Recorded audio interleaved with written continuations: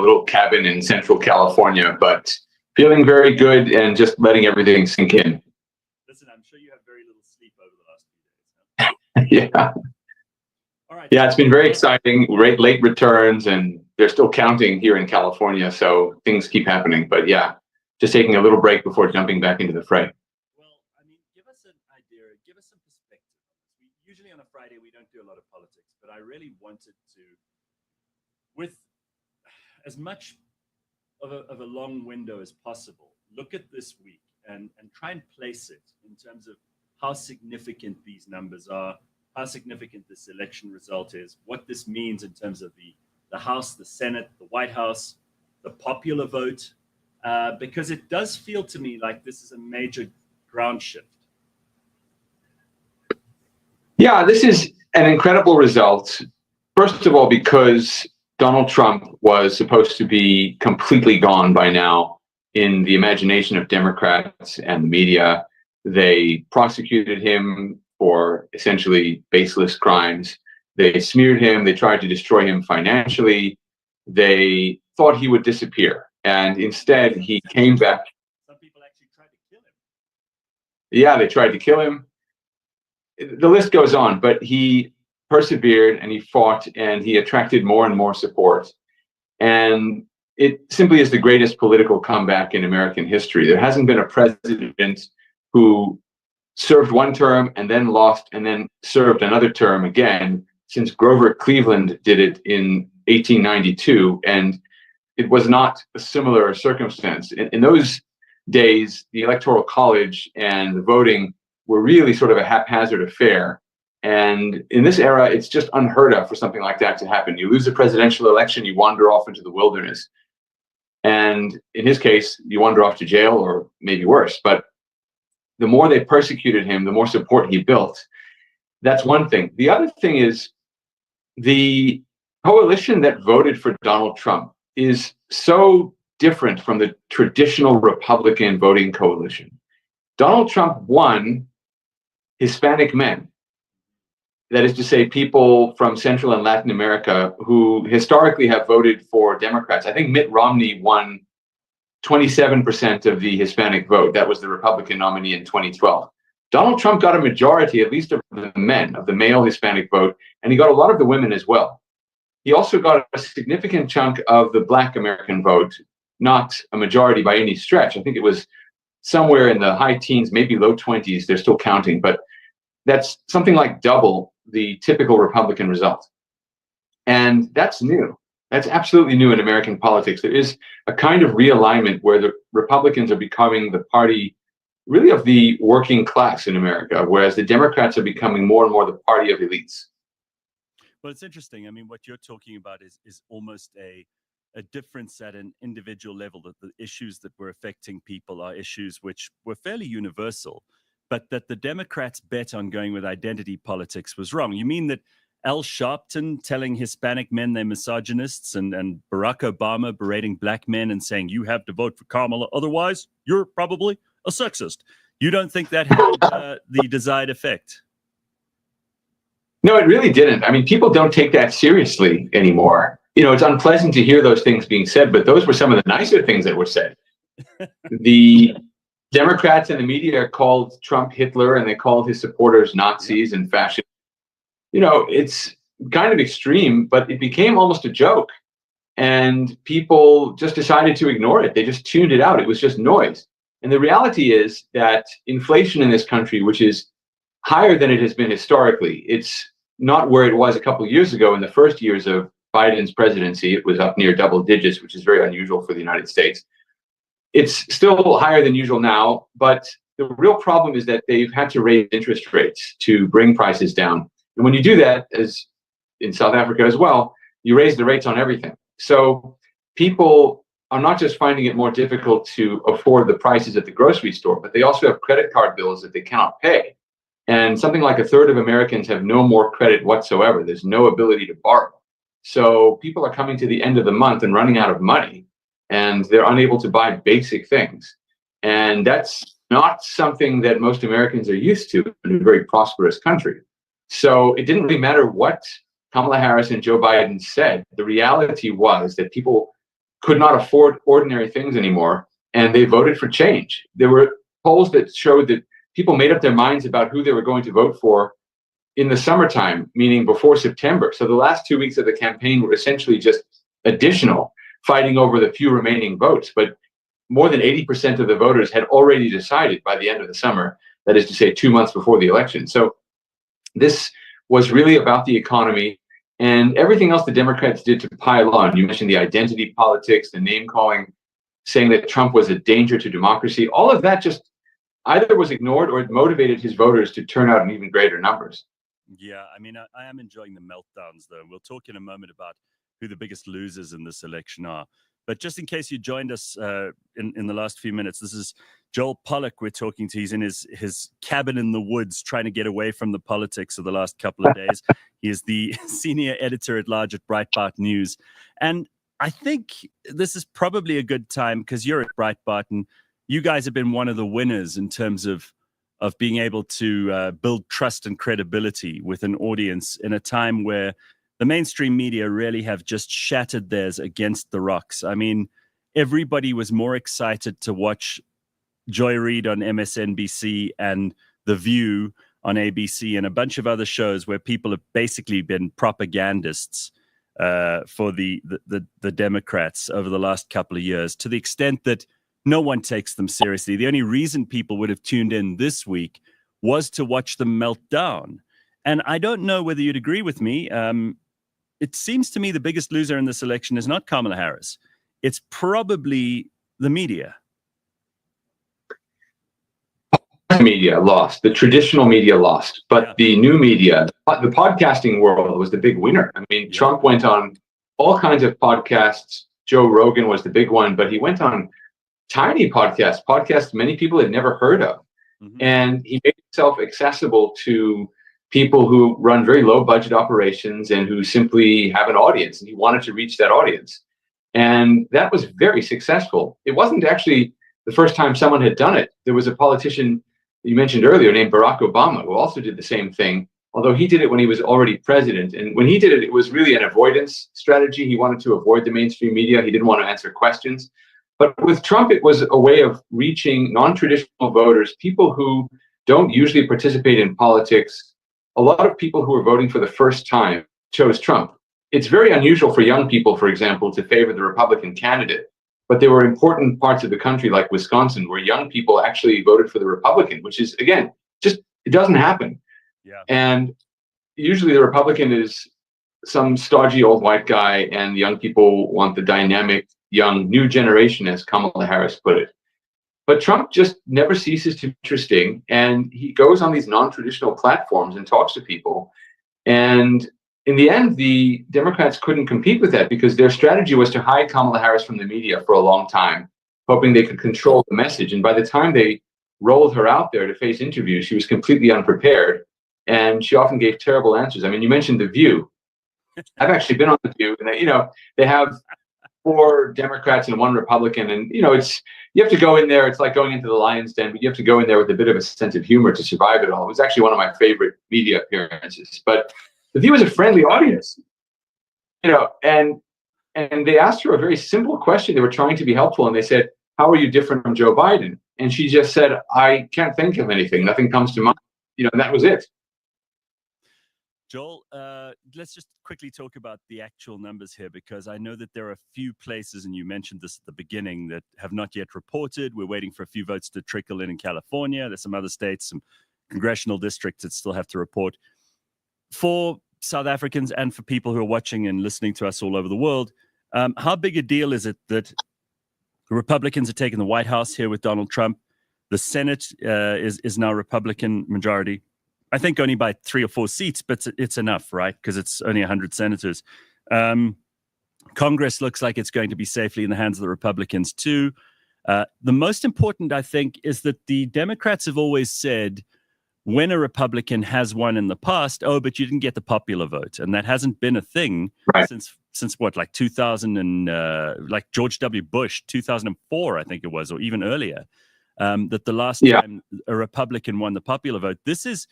This turnout and this swing is massive. There isn't really any wiggle room for someone who would like to debate that there's something fishy going on in terms of results here. It's kind of a clean sweep for Trump. It is a clean sweep. And the significance is that for the first 2 years, at least, he will have a relatively free hand in proposing legislative ideas that can move through Congress and become law. It's not a completely free hand because we have procedural rules in the Senate that give the minority party quite a lot of power to block legislation they don't like. So the Senate is usually more moderate, and the House of Representatives is on a knife edge. The margin that Republicans will have, and I do think they'll win the House, but the margin will be just a few seats. So there will be some negotiation that goes on. Democrats are not completely out of the picture, but they won't be able to control what gets a vote. Whichever party has the majority controls which things come to the floor for a vote. They won't be able to block Trump's administrative and executive appointments and judicial appointments because the Republican majority in the Senate, which reviews all those appointments, will simply vote for whoever he nominates to get them up and running. So it does allow him to govern without hindrance, at least for the first 2 years. Now, these things don't last forever. Democrats will come back in 2 years and there will be a lot of places where they are going to do better than they did in 2024. Just that's the nature of these things. And they'll have a chance to be competitive again in 2028, but they have to reinvent themselves. It's clear that the country is tired of left-wing policies. Here in California, in San Francisco and Oakland, which are part of the same metropolitan region across the San Francisco Bay, voters who are typically very left-wing, they threw out their left-wing governments. Now, they're not about to elect conservative Republican governments, but they elected more moderate Democrats because those cities, San Francisco and Oakland, are being overrun by crime. They have giant signs on. If you go to San Francisco to the car rental agency, there are giant signs painted on the elevator doors as you take the lift to the garage, and they say, "Don't leave anything in the car. Lock your car." It's you wouldn't even see that in South Africa, which has a higher crime rate typically than in the United States. But there's such a lot of petty theft and shoplifting in San Francisco and Oakland that locals have simply had enough, and they've thrown out these far left-wing prosecutors who don't focus on fighting crime, but rather focus on what they call criminal justice reform, basically putting people back on the streets in the hopes that they'll get better somehow. There's no real law enforcement, so people are either moving away or deciding they're going to stay and vote the people out. So that's what's happening. There's been a shift in every way in this election towards the right. It doesn't mean the whole country is right-wing, but even the far left is moving a little bit further to the center, at least in terms of office holders. And so it is a significant moment, and I hope the Democrats will do some thinking and come back and be competitive in 2026 and 2028, but competitive with new ideas and hopefully better leadership. Well, okay, let's look at something you and I both care about: international relations and the world at large. I just see a lot of real meltdown, whining, complaining. I mean, I was watching CNN yesterday because that's kind of all we get in terms of cable news channels out of the US here. I try to go online and watch a little bit of everything so I can get a good taste. But most people would have watched that already yesterday. They're going on with headlines like Trump's chilling effect on the climate change agenda. I mean, he isn't even president yet. And they're already to lay the groundwork. I see them talking about this is going to be terrible for Ukraine. It's going to be terrible for Israel. It's going to be terrible for Africa. I mean, is this just hysteria? Yes. And by the way, you mentioned the chilling effect he'll have on climate change. Well, that's great. That's another problem he's solved, right? Because if the world's getting warmer. By the way, I saw that Hezbollah have asked for a ceasefire, and so did the Houthis. So he's already solved those two problems before he's even in the Oval Office. Very good. Well done, Trump. Look, there's something fascinating about this election which relates to foreign affairs. But in Michigan, which has a large Arab and Muslim population, Joe Biden and then Kamala Harris had a real problem because those communities were upset that the United States was still supporting Israel in some nominal way, at least. And they wanted an anti-Israel policy to come out of Washington, D.C. And even though Joe Biden and Kamala Harris were very critical of Israel, they weren't willing to cut Israel off completely. And in the end, those communities ended up voting for Trump, even though Trump is the most pro-Israel president in American history, because they trusted him to deliver peace. They looked at his record and they saw 4 years of peace in the Middle East when there was no war. And they also saw that he has a relationship with the prime minister of Israel, with Benjamin Netanyahu, in which Netanyahu respects Trump. Netanyahu doesn't listen to Biden. Biden would berate Netanyahu, and Netanyahu would just go and do whatever he wanted anyway. There's a sense in which Netanyahu will listen to Trump, and if Trump is promising peace, the hope is among Arab and Muslim voters who care about this issue that Netanyahu will listen. And I think the Israelis are listening.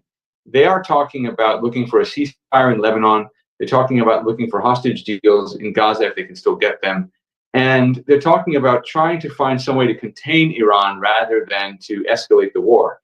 The Israeli government knows that the best thing it could do to get along with Donald Trump is present him with calm on January 20th next year when he takes office, so that he can sign some big peace deal and win the Nobel Prize or something if they deign to give it to him. But he doesn't want to come in with war raging around the world. And so in Ukraine and Russia, he's going to tell the parties they have to sit down at the table and negotiate. In the Middle East, he's telling the Israelis, do what you need to do to win, but get it done quickly because this can't go on. And I think he's just going to pull everybody together and say, all right, we have to find a way to sort this out. If you don't cooperate, there will be consequences. If Iran continues to fund terrorism, then he'll just tell Israel to do whatever it wants. But Donald Trump prefers to solve these problems through financial pressure and not through military pressure. And he did so with Iran. I mean, in the last year that he was president, I think Iran only earned something like $16 billion in oil revenues. And in the last few years, it's just shot up through the roof because Biden has eased all the sanctions enforcement and so on. So Iran has more money to send to these terrorist groups. And Donald Trump knows that money talks and people follow the money. And he's going to try to exert financial pressure on people who don't come and sit down and participate in the bargain. You have people panicking about what that means for Ukraine, for example. And they say, well, Ukraine's going to have to make territorial concessions and that's terrible and so forth. But the reality is that for the last year, there's been a stalemate, sort of like World War I. You know, there's been like a front line that never moves or doesn't move more than a few miles either way. And people are pouring billions and billions and billions of dollars into this war, and tens of thousands of people are being killed for no real gain on the ground. And when you have a stalemate like that, you always negotiate. I mean, that's the prime situation for negotiating. But the Biden administration, for whatever reason, you could call it the military-industrial complex, you know, defense contractors getting wealthy from selling weapons. You could call it an old Cold War mentality that you can't give an inch to the Russians or whatever it is. Or maybe a desire to avoid a kind of Second World War scenario where if you appease the dictator, he takes more land. I don't think Vladimir Putin's going to try any new military adventures anytime soon. I think he has learned his lesson and he has run out of soldiers. He's run out of money. And I think Trump realizes it's a prime opportunity now to finish the war, get that done, and then move on. Let the world move on, let Ukraine rebuild, and hopefully bring Russia back into the international system in some way so that there can be some kind of prosperity there and again, improved relations with the United States. We don't have to like Vladimir Putin or agree with what he does, but we do have some common interests. Okay, so quickly, and this is casting a little bit into the future, but I know that you think about this stuff. It's not sexy. It's not going to make people sit up and fantasize. But I think for you and me, this is more exciting as the policy stuff. So what do you think he's going to do in his first couple of days in there? And I'm talking about things like the border, the economy, all these people he's got on his team. Where is he going to deploy someone like Tulsi Gabbard, like Bobby Kennedy, like Vivek Ramaswamy? What's he going to do with these people? Because he's got an incredible team of really, really experienced and brilliant people who don't come from politics. What's his transition team doing in the background now, as far as you and your sources can tell us? Well, in the last few hours, he's appointed his chief of staff, who's a woman named Susie Wiles. And Susie Wiles was his campaign manager. Very quiet woman, stayed in the background the entire time. And he obviously trusts her very, very deeply. And he has appointed her as chief of staff. She is the first female chief of staff of any White House. So much for the misogynistic Donald Trump. He has actually entrusted the running of his administration to this woman, Susie Wiles. And that's one person. So you mentioned Tulsi Gabbard and you mentioned Bobby Kennedy. Kennedy may run the Department of Health and Human Services. He's been given the job of completely overhauling public health in the United States. He wants to solve the problem of obesity, which is a big problem in the United States, and chronic disease. And he believes that it has to do with bad nutrition and all the different interest groups that are able to get certain drugs passed or certain nutritional requirements put into school lunchrooms, for example, not appropriate. So he wants to solve all that. But there are also so many people behind the scenes who've been working for the Trump campaign. And I have to tell you, when he won in 2016, it was with a ragtag army because nobody wanted to be anywhere near him. They all thought he was going to lose. And so when he won, it was with a handful of people. I mean, some of them were, friends and colleagues of mine who were suddenly, running the free world. And he didn't have professional staff around him. And as a result, he was forced to hire people who were actually opposed to his policies and who spent a lot of their time trying to undermine him. Even with that, he got a lot done. But this time, the campaign is very professional. He's got a lot of very highly skilled people. They've learned to avoid the limelight and to avoid some of the drama in the media, because anytime you poke your head above the parapet, they shoot at you. So he's got a lot of people you may not have heard of, but who are actually lined up to go into key positions. And like Susie Wiles, who was just she didn't go on cable news shows. David Plouffe, who's Kamala Harris's campaign manager, he's something of a minor celebrity, but he was always on the Sunday morning shows. Susie Wiles is a new name for many Americans. And in fact, her father is known to Americans more than she is. He was a famous sports broadcaster. So comes from an interesting lineage. But, she's an interesting pick, and I think she's an example of what you're going to see. I love it. Joel, it's always good to pick your brain, and thank you for making yourself available to us, especially so late at night, your time. Enjoy a couple of hours of respite in the woods of California and get back in there so you can keep us updated. The editor at large at Breitbart News, he is Joel Pollak. It's a great pleasure to have you on the show, Joel. Thank you. Thank you. All right. We're going to carry on in a minute. We're just going to take a quick break, sort out. I see people are going absolutely fucking berserk in the comments. So we're going to see what's going on. Technically, let's just take a quick break, guys, and we'll come back with Mark Mdluli once we've sorted this out.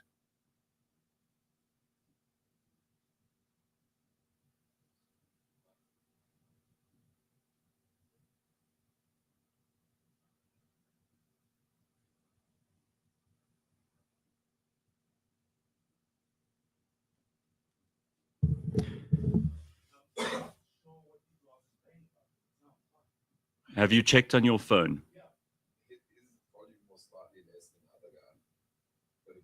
Guys, I've never seen the comment section go so fucking ballistic this morning.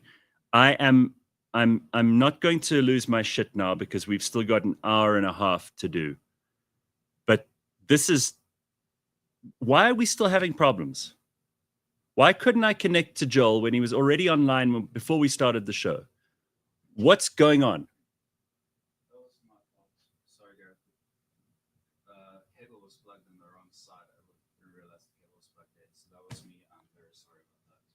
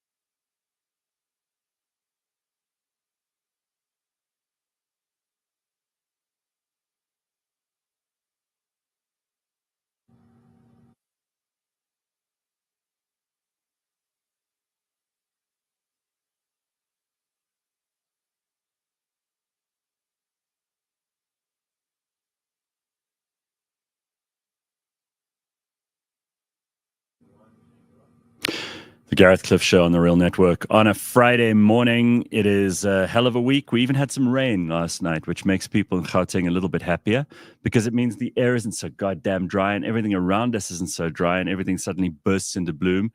And I just think that we feel a little bit better because it's also, I saw some notification this week from like the neighborhood WhatsApp group. It's like level 1 water restrictions. I'm like, we just got past the point where you were telling us we couldn't use electricity. Now you're going to tell us we can't use water? We always have to have a struggle, Gareth. How the hell are you, Mark Mdluli? I'm good, thanks. How are you? Jeez, dude, I don't know. You seem to have like the never-ending youth complexion or whatever the hell you've got going on here. You know what it is, Gareth? Actually, I do think you're having a lot of sex. I do think, yeah, that thing closer. That does help. That does help. But I also do. Oh, so you are? Okay, well done. I mean, good work. Thank you, yeah. thank you. I mean, it's no point doing comedy if you're not getting some sex, there's no right? point looking like this if you're not going to have some sex. You know what I mean? How are you? I'm good. So to answer your statement, it's because I do things that young people do. You know, I sleep in. That's beautiful. I go out. I have sex. Yeah. I do the things that young people do. That's what but keeps you see? and I moisturize in the morning. Moisturize. That's the important thing. It really is. Like, white people don't understand why black don't Ashiness. crack. Are you kidding? Yeah. You guys stay ashy because after you shower, Vaseline. you need to moisturize. Vaseline. Comfort. Yeah. Hands- Comfort cream. Yeah. Ingrams. Exactly. That's the one. I know. Yeah, all right. man. So, Mark, well done, first of all, on winning with a bunch of other people. That's SAFTA. Yeah, thank you. That is a hell of a thing. That's very, very nice. Well done. It is. Thank you. You know, it was actually really a dream come true. I like to tell the story about, you know, when I first quit my job to actually come here and ask for a job. That's actually where it all started. So actually, thank you. People don't understand. Man. Like this, I remember when you were saying around that time that the reason why you gave so many young people that opportunity is because you knew there was talent. You knew there were great minds in South Africa who were able to do things. And you just gave us the platform. And there were so many Well, don't you remember all those people going, open up the industry? Yes. Like there were a whole lot of people who were very, very unhappy that there were only a few people in South Africa who were getting all the jobs. I was like, yeah, because those are the only people you could trust to do the jobs. Yeah. It wasn't true that there wasn't talent, though. And I've always believed that that was an important thing that we need to do. And I'm afraid, like most media organizations, have just really let people down because they don't have jobs and they don't do training and they don't create opportunities for interns or any of that stuff. And I'm just glad that people like you who are talented and are able to do amazing stuff are doing it. It's great. Well done. It comes from you. So when I quit my job, I left during lunchtime to come to the Cliff Central studios and be like, guys, I'll wash dishes, I'll clean the floors, I'll be your Jane Malachi if you need me to. You said so, but we didn't even make you do that stuff. No, there was no fun at all. Show. I mean, like without treading on too many toes here, you were like, I'll be your slave. And I was like, we can't do that. Actually, Mark, we're not allowed to do that anymore. You know? Yeah, I know. But then you guys were like, yeah, go for it. And that's where everything started, that along with the comedy. So I was saying, I went to sleep on one of those nights and I just quit my job and I was just about to get kicked out of my house. I didn't know that at the time. Well, my dad's house. And then I had like dreams. By the way, props to your dad for threatening to kick you out. No, he did the right thing. Do you know how many people I know who are in their 30s who are still living in their parents' houses? Yeah, it's deep. I'm like, this is not good. This is embarrassing. Especially our generation. How are you ever going to get married when you're living in your parents' house? How are you ever going to get laid? Like, let's start there, right? Let's from just the bus. start there. Just go back I to saw my the cars place. there. My mom's sleeping though. I saw the golf carts. That's the early thing. So yeah, it's a real issue that we're facing. But other than that, I was saying in that time when I was going to sleep, I had visions of what the dream would be, what it would look like, what it would feel like to walk up on stage and win an award. Well, listen, I've said this, the audience are going to hate me for this, but comedy is the hardest of all the performing arts, right? Because you really can just get taken to pieces by the audience and they don't give a shit. And that's right. You get up. It's kind of like our comment section in a way, except they're not actually in the room. It's much worse when they scream, you're a piece of shit from the audience. But that is the baptism by fire. I reckon if you can survive, anybody who thinks they've got balls, right? Man or woman, I don't mean to gender this conversation in case mind you what, it's Trump 2.0 now. We don't have to be careful. Yeah, it's over now. Nobody cares. Everything's come back into we forget about woke is totally broke now. Yeah, exactly. if you have real balls and you think you have real balls, just try and do 15 minutes of stand-up. 100%. Especially if you think you're funny. But even if someone else writes your stuff, delivering it is the hard part. And I will admit straight up, like sometimes just whether you've got a microphone in your hand, you have to say some things. Sometimes I've been lucky and I've been able to hit. I've never called myself a stand-up comedian. Yeah. I would shit myself if I had to do that. And you guys, and we have a lot of talented comedians in this country, so I've got to give credit to everyone. I've had a few of them here. Unfortunately, most of the time I have comedians on the show that come in and talk about how mentally ill they are. Yeah, they do. They come here and they're sad. And I'm like, did we just book a comedian to make everybody depressed? Yeah, no, exactly. I feel like there is such a thing as a happy comedian. No, there has to be, because I am one. And I truly believe we're supposed to bring joy. At the end of the day, that's our job. But you're right, it is a baptism by fire. And I think it can lead to so many different avenues. And that's how I got into the TV thing. It led me to theater, it led me to do children's So what did work. you actually get the SAFTA for? It's the best structured or docu-reality series. So it's a show called Reno Race. We had a bit of a laugh about it a while ago because I'm a construction specialist on the show. So you had nothing front of camera to do here?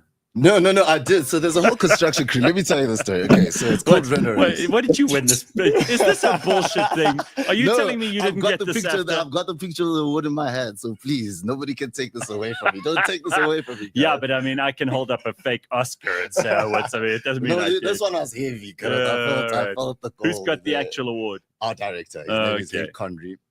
And so essentially, it's a construction show. We rebuild people's houses. I've seen that. It's a CakeNet show, right? SABC1. So Henk is on CakeNet. It's called Pacha Goed and Track. That's the show that he's on. Right. But the same guy who's a presenter on that, he's also our director. Okay. So this is on SABC1, so black people only. That's actually what they needed. They needed a good-looking black guy to play the lead role. That's so clever. It's so funny. Our set is amazing because it's like all these Afrikaans, like gay men behind the camera, and then it's us, and then it's all these guys from all over the southern South Africa, because construction workers are not just South African. No, of course. Zimbabweans, Shona people. Yeah. So that set is actually so truly incredible to be on all the time. Like honestly. That's when the diversity of people should be having an orgasm. Yeah, right? We really do, man. Yeah. The language exchanges, ek praat 'n bietjie Afrikaans ook, ek probeer maar net. Okay, so this is like a renovation show. A renovation Hence show. Reno Race. Yes. Gotcha. So the race part is that we have 7 days to renovate the house. So we'll come on the first day and the last day. Well, I'll come on the first day and the last day. The 3 of us presenters, myself. Yeah, it's not like you're actually hammering shit. I am. Really? I actually do the stuff. It's just for camera or for real? Just for camera, honestly. But I do it. I actually do it. So one of the most interesting things is like I've taken out a bath and replaced it with a shower. Literally had to brick it out. So you've basically done what every other South African has had to do, except you didn't have to pay for it. Yeah, basically cash flow paid for it. Yeah, because let me tell you, doing house renovations is not fun for most of us, Mark and Mdluli. No. We fucking hate it. I'll tell you why. Because we're doing all that stuff ourselves, and then we sometimes don't know what we're doing. Yeah.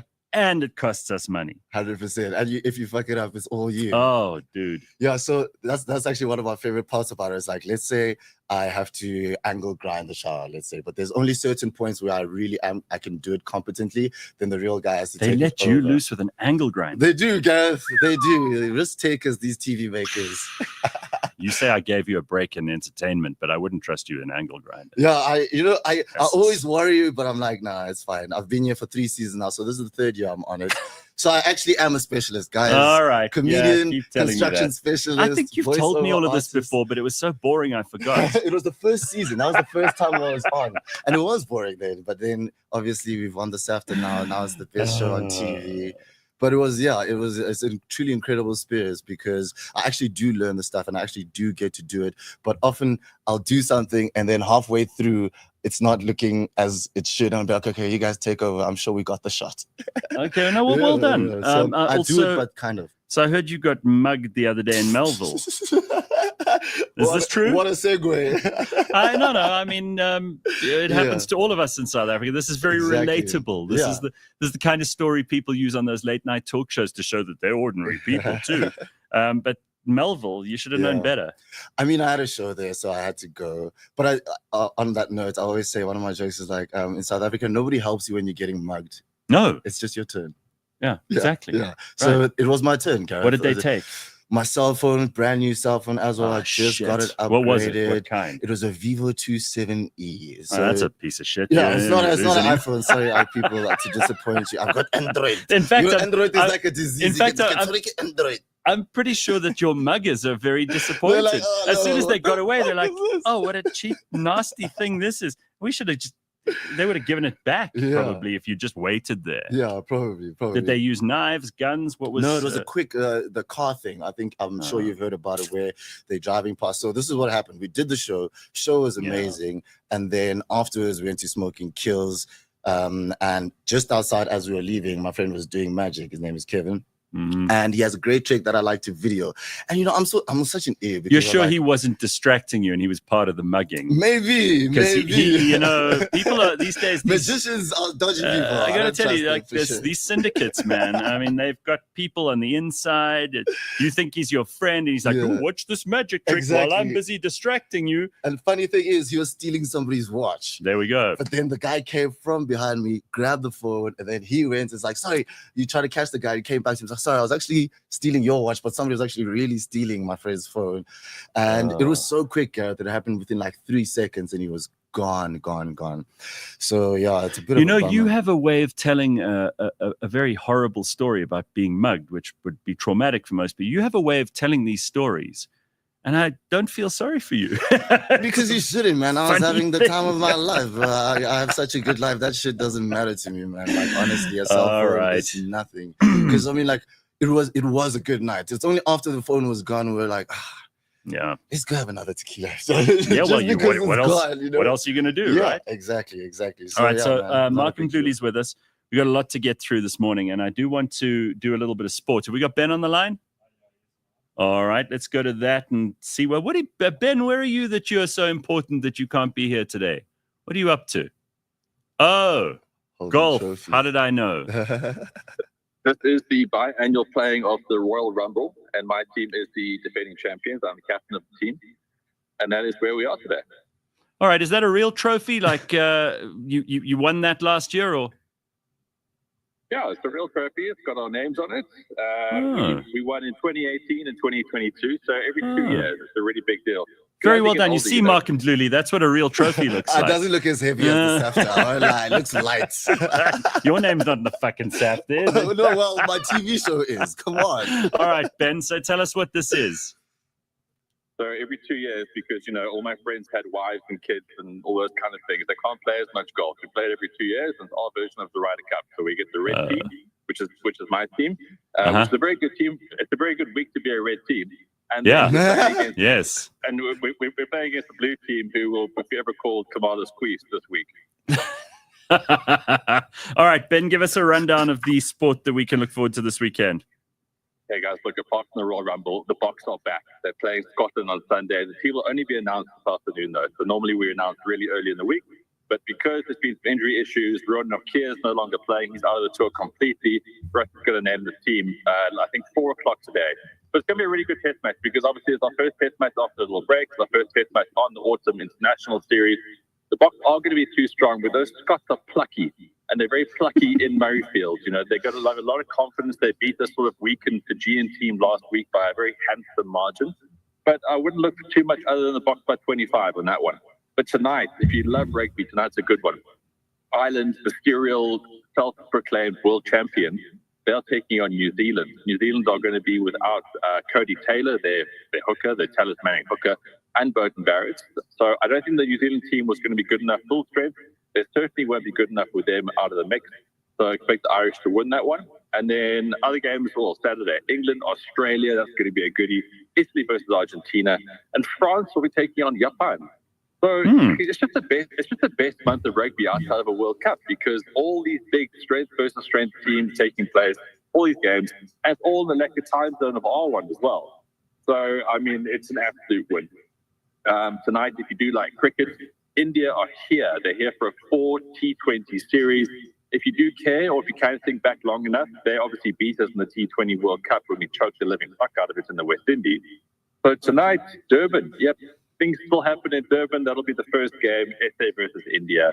Look, it's exciting because it's the start of a very good summer, which starts with the Indian Series and ends with the SA20. So we pretty much have flat-out cricket now until deep into February. So, I mean, if you've been starter cricket or you want to get back into cricket, this is the time. This is the time. But the big one, guys, the big one. English Premier League, right? Yeah. Now we know that Liverpool's got a very good lead, and James is particularly smug right now. They just go from strength to strength. Everyone's played 10 games, and Arsenal in their title-defying season have completely fucked it up already. I think they've really lost it. No, I mean, it's like I as an Arsenal fan, I can say it, and it really doesn't grate my balls, but they've done really badly, and they lost again this week. They lost to Inter Milan in the European Champions League. And Man United fans, before you get excited about winning in Europe, you guys basically beat like a Greek fishing town last night. So don't come in with the, oh, well, we win in Europe bullshit.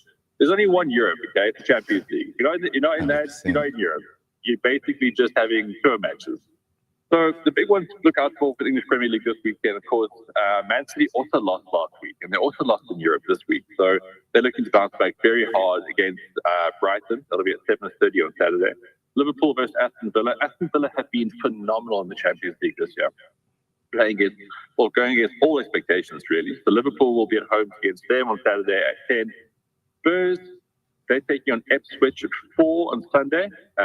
United will be playing Leicester, if you're interested in that, at 4 as well. But the big game, Chelsea versus Arsenal at 6:30. So Arsenal have the captain back. Chelsea had a good start to the season, then they played against actual decent teams, and they sort of plateaued a little bit. That's going to be a bloody good game. And obviously on the Bounce Show, we have bets on that because I'm an Arsenal fan. Sandile is crying Man United fan, and our guest this week was Cook, the Chelsea fan. So there's only one problem. There's only one problem with that game is that it's at the same time the Box are playing. The Box kick off at 6 o'clock on Sunday. Arsenal Chelsea 6:30 on Sunday. So I would recommend going to a sports bar, going somewhere with a dual screen kind of thing, because I think it's both going to be hugely interesting. And so much goes on that, if Arsenal lose this game, I'm pretty sure it's out of the title season already. I mean, they could already be out of the title run, but it's so early and there's so much pressure. Chelsea are just having a jaw this season, They were just basically a meme team for all of pre-season. Even still, they are now. So they have to be. They're kind of where Arsenal was about 3 seasons ago. But Arsenal have got the expectations. They have to deliver.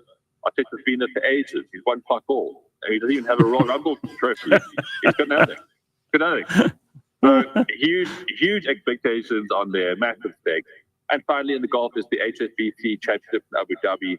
It's the penultimate tournament of the DP World Tour, which concludes next week in Dubai. So star-studded fields, the best of the best from most of the world outside of like the kind of big yak. So that's Abu Dhabi. Played at Yas Links, which I say that it is really, really beautiful in Abu Dhabi on Yas Island. So that's pretty much the whirlwind of your sport. Look out for that Box team announcement today at 4 o'clock, I think, South African time. But yeah, Russ is going to go balls to the walls in this one. He's going to get all 3 of those teams are proper addicting. And yeah, I'm just so excited. It's November. All right, well, I love it. Good luck to you today, and I hope you're going to have so much winning that you can't handle any winning anymore. It's going to be the greatest week, tremendous week, unbelievable. Yeah, very good. I mean, I didn't even know if I'm going to play that well because the trophy just naturally sits on me. Look at it. It's just, He's holding it like a baby. There are a lot of very rude comments about your, in inverted commas, ugly ass trophy, but I notice it comes from people who don't have any trophies, so don't worry about it. Always. It's a golfer. I mean, I don't know what you want. It's a golfer. Yeah, Basically, if the Ryder Cup had pizzazz, what are you talking about? All right. Thank you, Ben. Very good. There's Ben live from a golf course, an undisclosed location somewhere in South Africa, about to thrash the blue team, who he's decided are what Carmela's Queefs. Carmela's Queefs. That sounds like a quiz night name. Shame, poor Kamala Harris. It's the last you'll ever see or hear from her. I'm glad. Gone. I'm glad. That's the shadiest woman I've ever seen in my life. Like, really? You didn't like her? No, not at all. Not from the beginning. Like, I followed the US elections. But you had to. Barack Obama said, if you're a black man and you don't support Kamala, then you are a misogynist and a sexist, right? Exactly. So you know what we learned? You know what we learned in this election? What? Don't fucking tell black men what to do. Anybody, for that matter. I But don't give a shit what But color your especially what color your skin African is. American men don't want to be told Or what to by do. somebody what to do. Yeah, All right. exactly. So I followed it until the assassination attempt, and I'm like, this is where it's peaked. Now I just have to find out who wins, because after the assassination attempt, like, it's not going to get better than this. What a Somebody show, either has dude. to die or What a win the show. We had election. an old vegetable who was replaced by a woman who had no personality at all. We had a guy who was like, they tried to kill him 3 times. Yeah. We had people in the media just calling, like saying, "Whoa, it's Hitler!" At one moment, and then the next bunch of people saying, "This guy's going to save the universe." We've got like the Rocket Man, the true Rocket Man, landing fucking spaceships between chopsticks and then throwing his support behind Donald Trump. We had podcasters. We had, this has just been the most insane election ever. I don't think anybody can say that there would be a more entertaining election than this, no matter how long they live. And the fact that it was Donald Trump coming back. Like, if it was anybody else, even with the assassination attempts and all that, it was like, no, it's this man that you guys all said was a piece of shit, and then he came back and you voted him in again. Unreal. So there's obviously a discrepancy about what you guys believe, you know. Well, and I mean, a lot of people are not dealing with this. Can I share some meltdowns with you this morning? All right, so we got a couple of meltdowns here. I just want to start off with that woman who throws a temper tantrum. So this girl, she's being filmed by, I don't know if it's a husband, boyfriend, concerned other, whoever this is. This is her reaction to the fact that Trump wins. And I mean, I think some people are really, really struggling with this, and not in a safe way. Just watch this complete fucking lunatic. Oh, wow. Okay, take a look at this. Woke up this morning feeling spicy. You guys feel spicy? Because I do. All right. I don't know how to use this thing. Let's see what happens. Is this cutting off hair? I'm going to have to cut it shorter than that. That's it down, right? I think that this is too... Oh, it's getting hair. Let's see here. Maybe I got to cut it. Here we go. Have I given up on America? Yeah. I've also given up on coloring this hair because, right? Fuck coloring my hair. Fuck having my hair be long and luxurious. Fuck all that shit. Fuck being skinny. Fuck being hot. Fuck being all the things that the patriarchy wants us to be. Because clearly, they don't give a shit about us. And what's the hate with all right. She's shaving her hair off.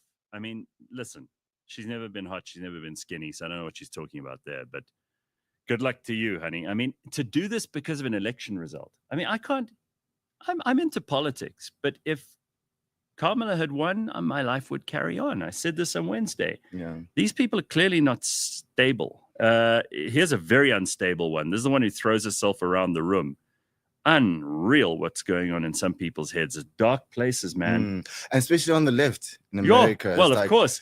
I mean, you don't see this happen when you know the Republicans lose. You don't see people like throwing themselves against the wall. Look at this chick. It's delusion. what the fuck?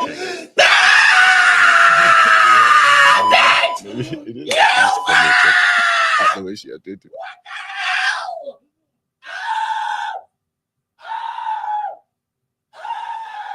No, this guy's an actor. Yeah. This guy deserves an Oscar. Yeah. I don't know. Like some of them, it almost looks like they're acting, but that was a chick, right? I have no idea. You never know. Maybe people should have a sign about what your pronoun is these days. Because no. If I say you're a man, I'm a dick. Not anymore. Those days are over. You don't have to worry about that anymore. You can be as fun as you want to be. And people must just grow up and get some stones. Exactly, man. The world is so big and has so much going on. Third time lucky, James. Maybe we'll show the clip that I spoke about the first time. Let's see if we can do this. Stop. Stop.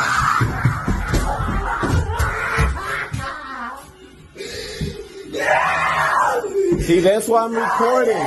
Because the cops ain't gonna believe this shit. Whoa. She so deserves that. Hell on earth in her air-conditioned house. Apparently, this is hell on earth. Like literally throwing herself against the walls and shit. And by the way, I mean, there's so many. You've probably seen all the others, but those three in particular, I thought I draw on the fact that there is a serious problem with people's mental health in America. Hysteria. And I think cell phones have a lot to do with it. Yeah, like, there's an attention-seeking component. Yeah, that guy who was screaming, or that girl, or whatever that was, that person who was screaming would not behave like that at school. If they found out, like, okay, Trump just won, you wouldn't just go up in the classroom like, ah! No, bro, you'd have to sit down, maybe go cry in the corner at lunch, but not like that. But your cell phone just allows you to be anything, and unfortunately, people choose to be crazy. It's bizarre.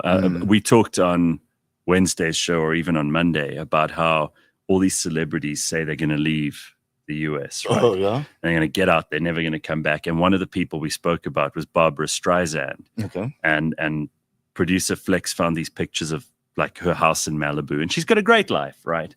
And she keeps on, like, every time she needs more millions of dollars, she just says, I'm going to do another tour and it'll be my final farewell tour. But she's done like 28 of them. And Barbara Streisand is like having a meltdown. Eventually she tweets this. I don't know, like, they should just keep her off of social media. In fact, if their friends and family really cared about them, all of these people that we've just played for you now, all the celebrities who are like having meltdowns, someone should say to them, just let me take your phone away and you just chill for a little bit. You know, maybe take some calming meds and just chill. It'll all be fine. Like 2 days' time, you'll go back to your normal life. Barbara Streisand's not going to move. Look at what she tweets. She tweets, there are no words. And then there's a community note that says, actually, Barbara, there are an estimated 1,022,000 words in the English language. Therefore, there are about 1.021995 words left. Isn't that great? I just love that. The community notes are the best thing ever. Yeah, no, that's absolutely. I don't even know that started to happen because I've been off Twitter for so long. And are you back on it? A little bit. A little bit. Do you actually tweet? I am. I'm just, especially now. I mean, with the elections. Why did you go back? Why? Because I knew you were off. I decided it would be fun too, and really? I'm having fun. Like, I don't ever read the comments. I couldn't care less. Okay. I don't. Once I post something, it goes up. I don't even see. Unless I go and look for stuff, I'm not going to find it. So I just put stuff out. If people want to read it, they want to laugh, they want to join in the fun, and most of it is fun. Yeah. Then come on down. By the way, before we take a break, let's just talk about the EFF, because we haven't spoken about local politics at all. Everyone is jumping ship. Eventually, it's going to be Julius, Buyiseni, and Carl Niehaus. That's all they got left. It's going to be the economic freedom fighter. I mean, but why wouldn't they jump? It's going to be one. I'm like, yeah, I like these guys. They're not going to have enough people to fill the seats in parliament that they actually have, which is like only a handful. I kind of feel sorry for Julius. They're all leaving in droves. Why wouldn't they? I think they've run out of gas. Their petrol tank is empty. They're on the side of the road. There's nobody there to help them. They just broken down scorpion. Yeah, I think he lost the motivation of the people to vote. He was using the anger. He was using the past. And as much as people were angry, eventually they realized, my life is actually okay.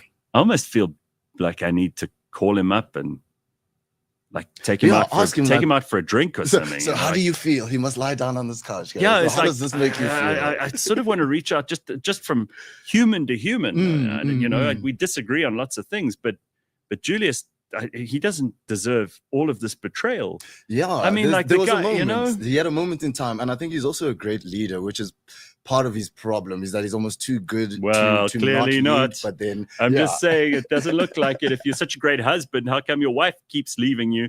No, it's very bad. Okay, maybe great leader is the wrong word to use, but I don't think he's a complete idiot, like a lot of people have labeled him to be. And he didn't have a plan for this part of the election process and the GNU and what's happened now. I don't think he's ever really known what he was going to do. Well, I posted a thing yesterday, a serious question. I said, who's still in the economic freedom fighters? Because it seems like the parties, Dalimpofu's left and Floyd So they're all going to the left. MK, right? Yeah, but I mean, they're also idiots because they're going to join a party that as soon as Jacob Zuma dies, and he's not looking great and he's a very old man. He's Stefano De Mera, that guy. You reckon? Even if he and dies, he's got good muti. He'll come back. He's got good muti. But even if he lasts longer than he should, when he eventually goes, because he is mortal, then the whole thing, the reason for MK to exist disappears, and all of these people will be like, what's the central tent peg that we were all dancing around again? I think it's the Zulu tribalism, to be honest. That's what the MK is going to base Well, itself King on. Misuzulu has a problem with you that he's just messaged me about now, so you better take that up with him. Talk about the Zulus without talking about the king. I'm gonna get assassinated as soon as I leave here, bro. Mdluli. No, those are my people. Protect me. We'll see. No, All right. but honestly, I think the MK is centered around tribalism, and that's where they're going to get their power, regardless of Jacob Zuma. That whole energy is what drives their whole agenda. Hey, good luck to them. Good luck to the EFF. I won't pretend I'm sad that it's all falling apart for them, but we will see. We've still got a lot of time before the election. Yeah. We still don't know who, who's going to be in what party by then. It's a lot of floor crossing. I'm actually.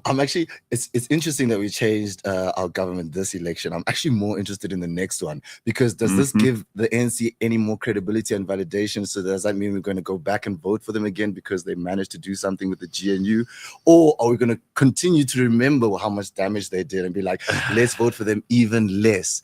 So I don't know. It's it's a very interesting time. We will see. It's a great time to be alive. Yeah. This is the greatest. What a movie! Every day, 2024, ladies and gentlemen, it's delivering in bucket loads. Yeah, all right, so we will speak to you in a moment. We'll get on with the show in just a moment. We're going to take a quick break, and when we come back, Mark Mdluli's here with us. We'll also get to some of the fun. I have some hilarious stuff to show you that the internet has been also just delivering. Yeah. Oh my God! Stop. What a week! It doesn't stop. Don't go anywhere.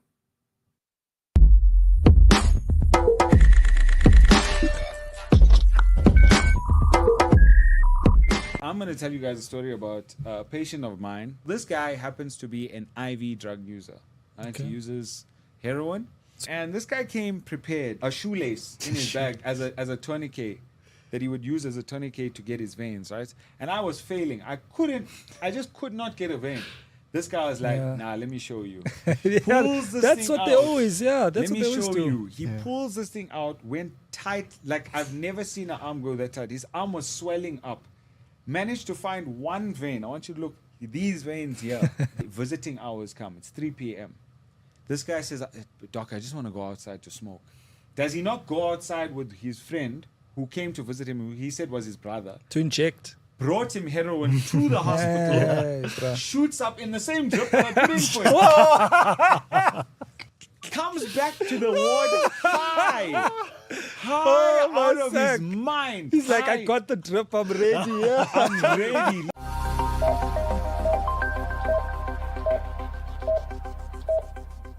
Now, what do you guys know about NASCAR? It goes round and round in circles. Correct. That's pretty much the first rule of NASCAR. And if you don't chew Big Red, then so NASCAR literally is it's oval circuits. I think that's the main thing. Is like, let's just go show. See how many Bud Lights we can drink before we drive home. And then go to church on Sunday. Sometimes consistency is the best play, huh?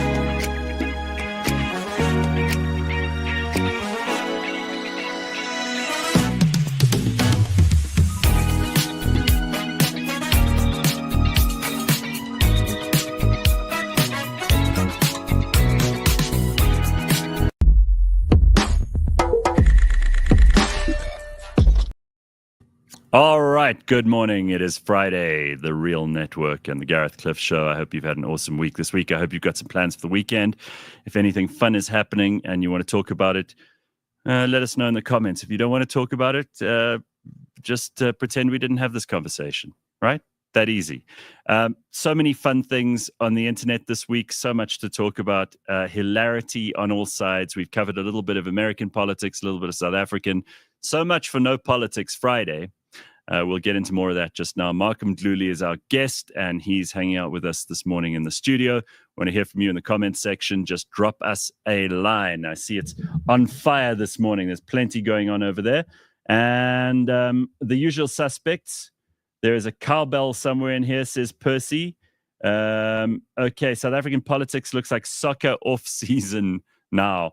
I got a clip of Gayton McKenzie. I don't know where he was talking, but it's all in Afrikaans. I'll translate after the fact. But I love Gayton because for the same reason that Donald Trump appeals to so many Americans, he appeals to so many South Africans. He just speaks like a regular South African. For those who don't understand the Afrikaans, I'll help you in a minute.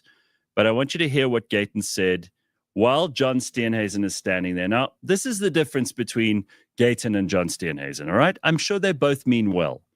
I'm sure that they both have pluses and minuses in their various categories.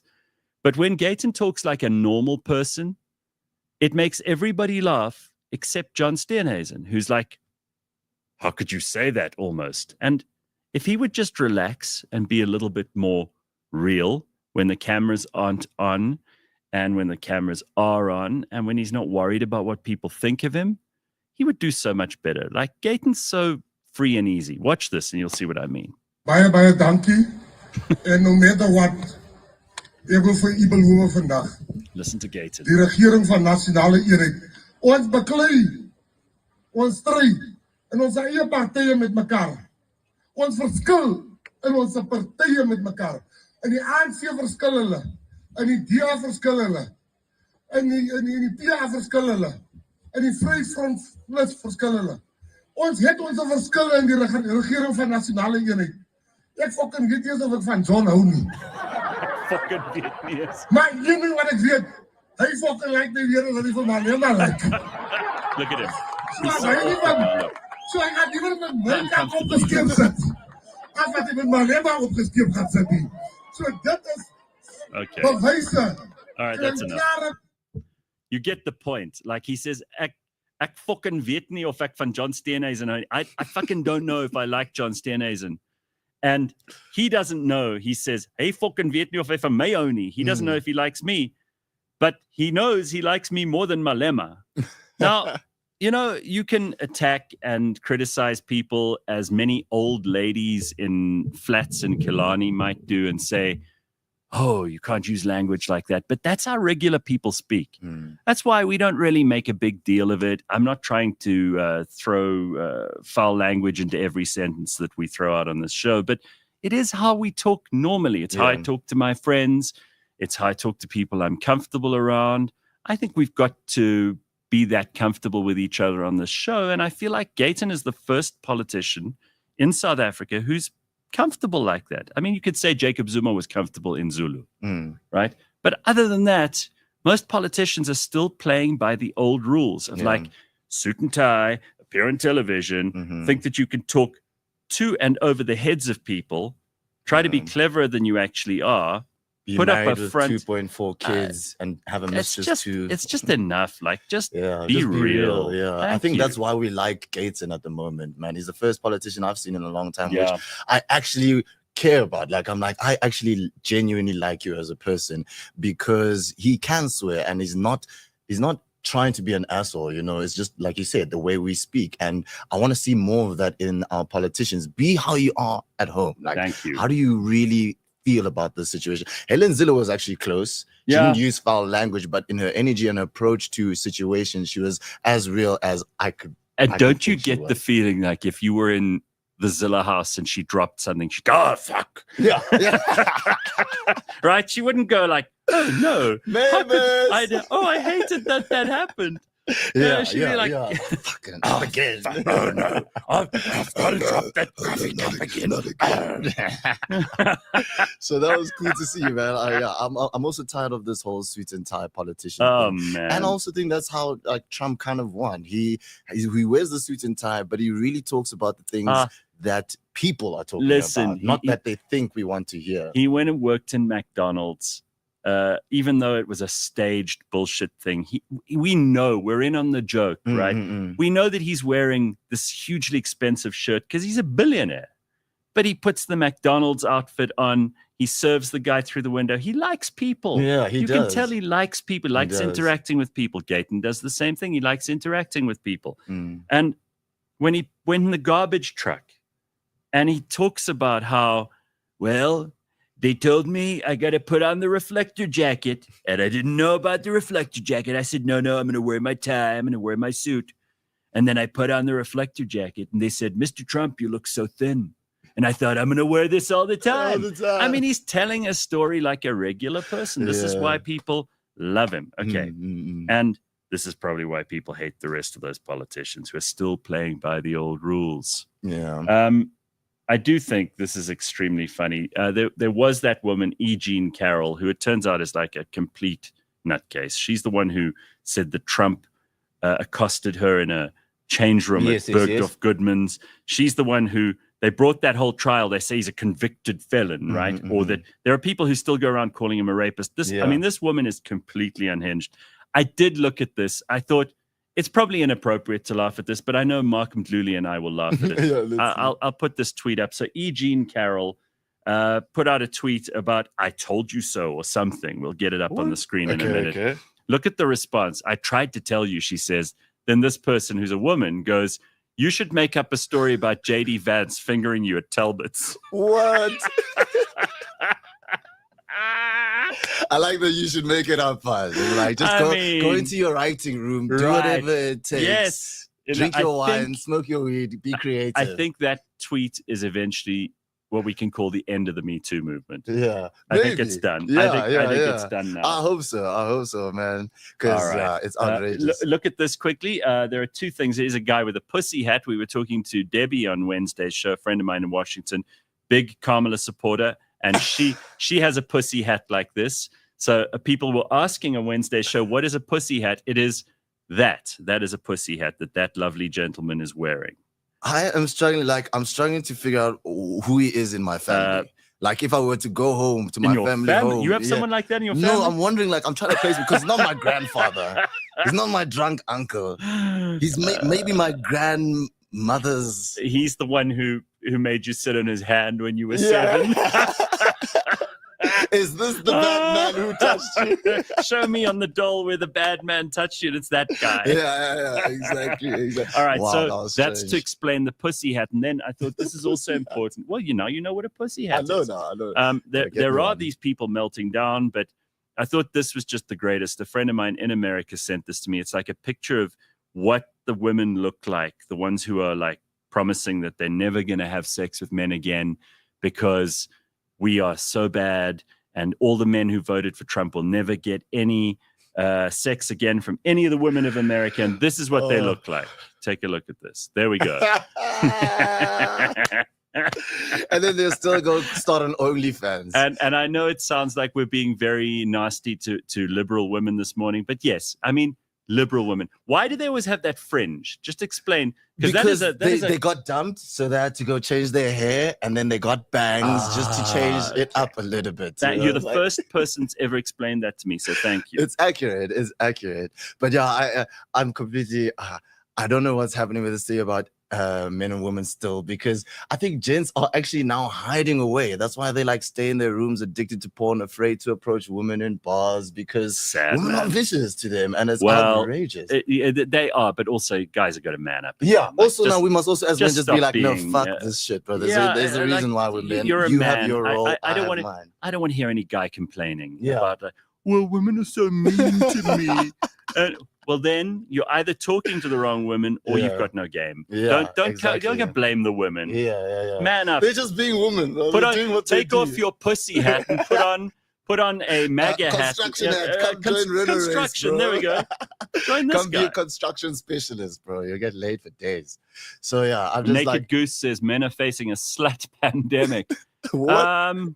I don't know, dude. I don't think so. Like, there are too many sluts? I disagree with you, but anyway, like, so you see, I always think, and I'm not trying to curry favor here, but I always think that word slut, if you're a guy who uses it, it's because you're not getting any. Otherwise, you wouldn't be calling them sluts. If you're a girl who's using it, you're just being mean to the girls who you're are. hating the one who is. Yeah. I don't know if I like that. And I know that there are sluts. Don't get me wrong. I but agree. God bless them. God bless the hoes. God bless them. Yeah. That is a tough task. Anybody who's putting out like that shouldn't be shamed. She should be given a medal, guys. She's giving people joy. Like, they serve a purpose in society, and frankly, there are a lot of you guys who should be grateful for that because you wouldn't get anything better if you tried. No, 100%. Men, let's just be men. Women, let's be women. Don't be unkind, all right? Don't be unkind. Okay, so quickly, you mentioned porn. This is hilarious. There's a story. I mentioned porn? You did. You said there are a lot of guys sitting in their basements. Oh, yes, with porn because they can't I don't know, get with women. It just pops out. So here it is. Here's the thing. You know that North Korea sent a bunch of soldiers to fight with Vladimir Putin in Russia against Ukraine. North Korea is a country where they have no internet. So you can't hop on the web and Google something. You can't listen to a show like this or watch us on YouTube.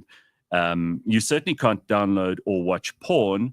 And what's happened is that these North Korean soldiers are in Russia.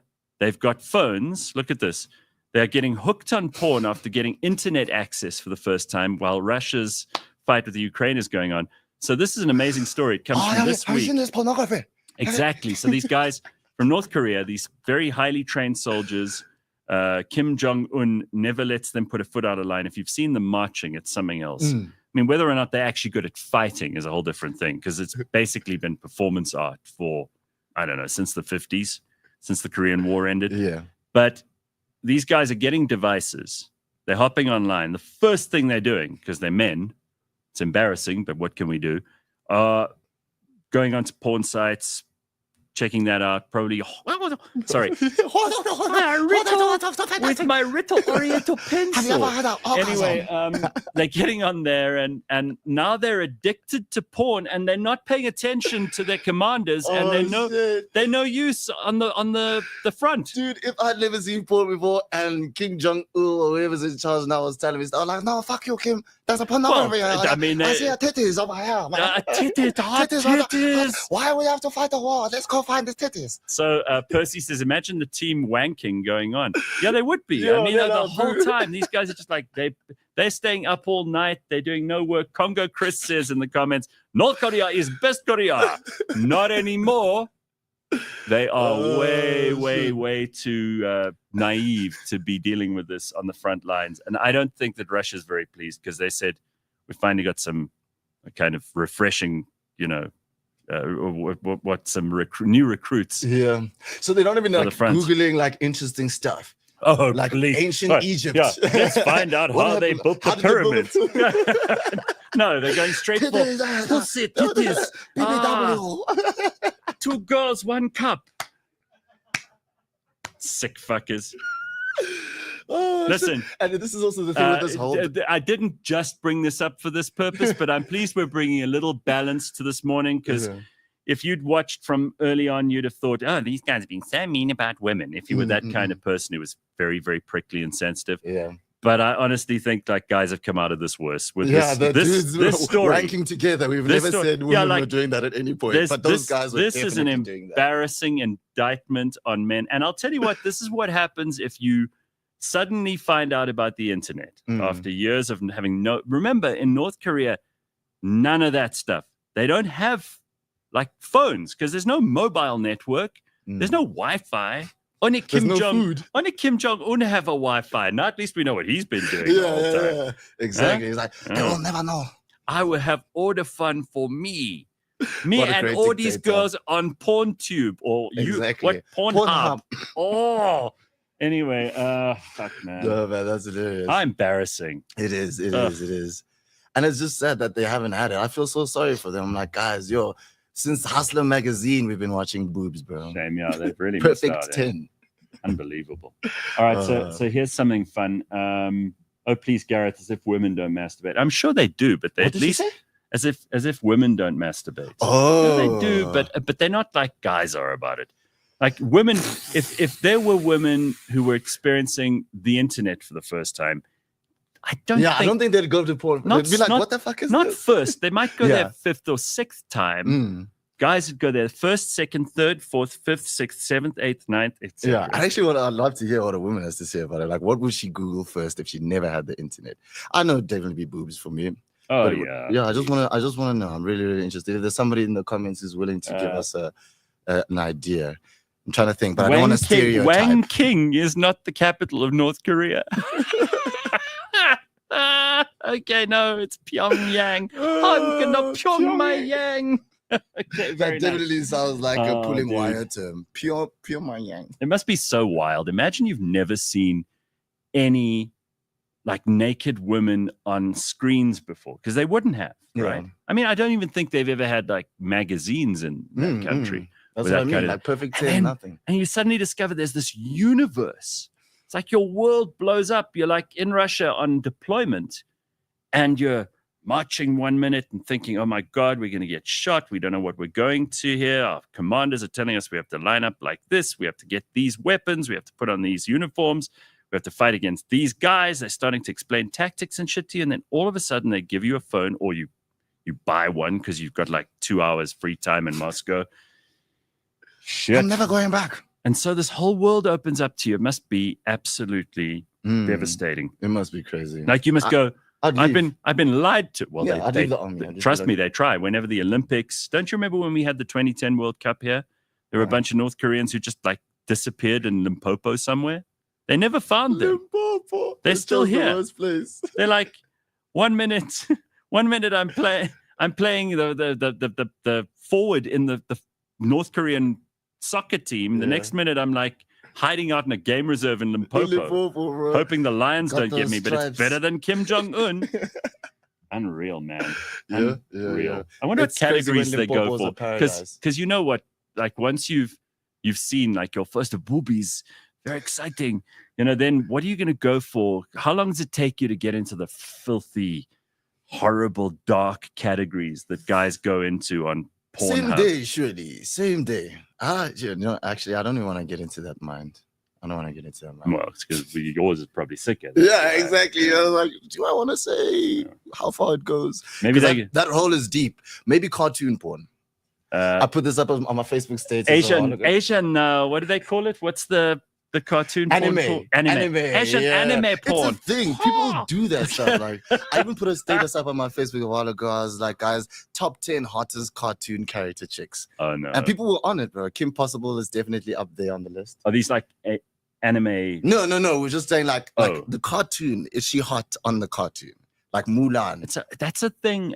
Kim Possible. I have to admit to you, like I don't think I could get turned on by that. No, not turned on, but they make them aesthetically pleasing. Yeah, of course they do. You Otherwise, guys are going to watch it. Yeah. So in that aesthetic, with their agenda in mind, did they give her enough booty? I hear you. All right. Anyway, good luck, North Korea. I mean, I don't think it's going to go very well for you guys. Yeah. This is very, very messy. Dude, it's going to liberate them. I really believe they're going to start a revolution. It's like, no, for titties, we're going to fight. This is the thing that'll overthrow Kim. Exactly. I really believe that. For titties. Well, we mentioned the celebrities who are leaving the US. Oh, yeah. Okay, or meant to. They've threatened to.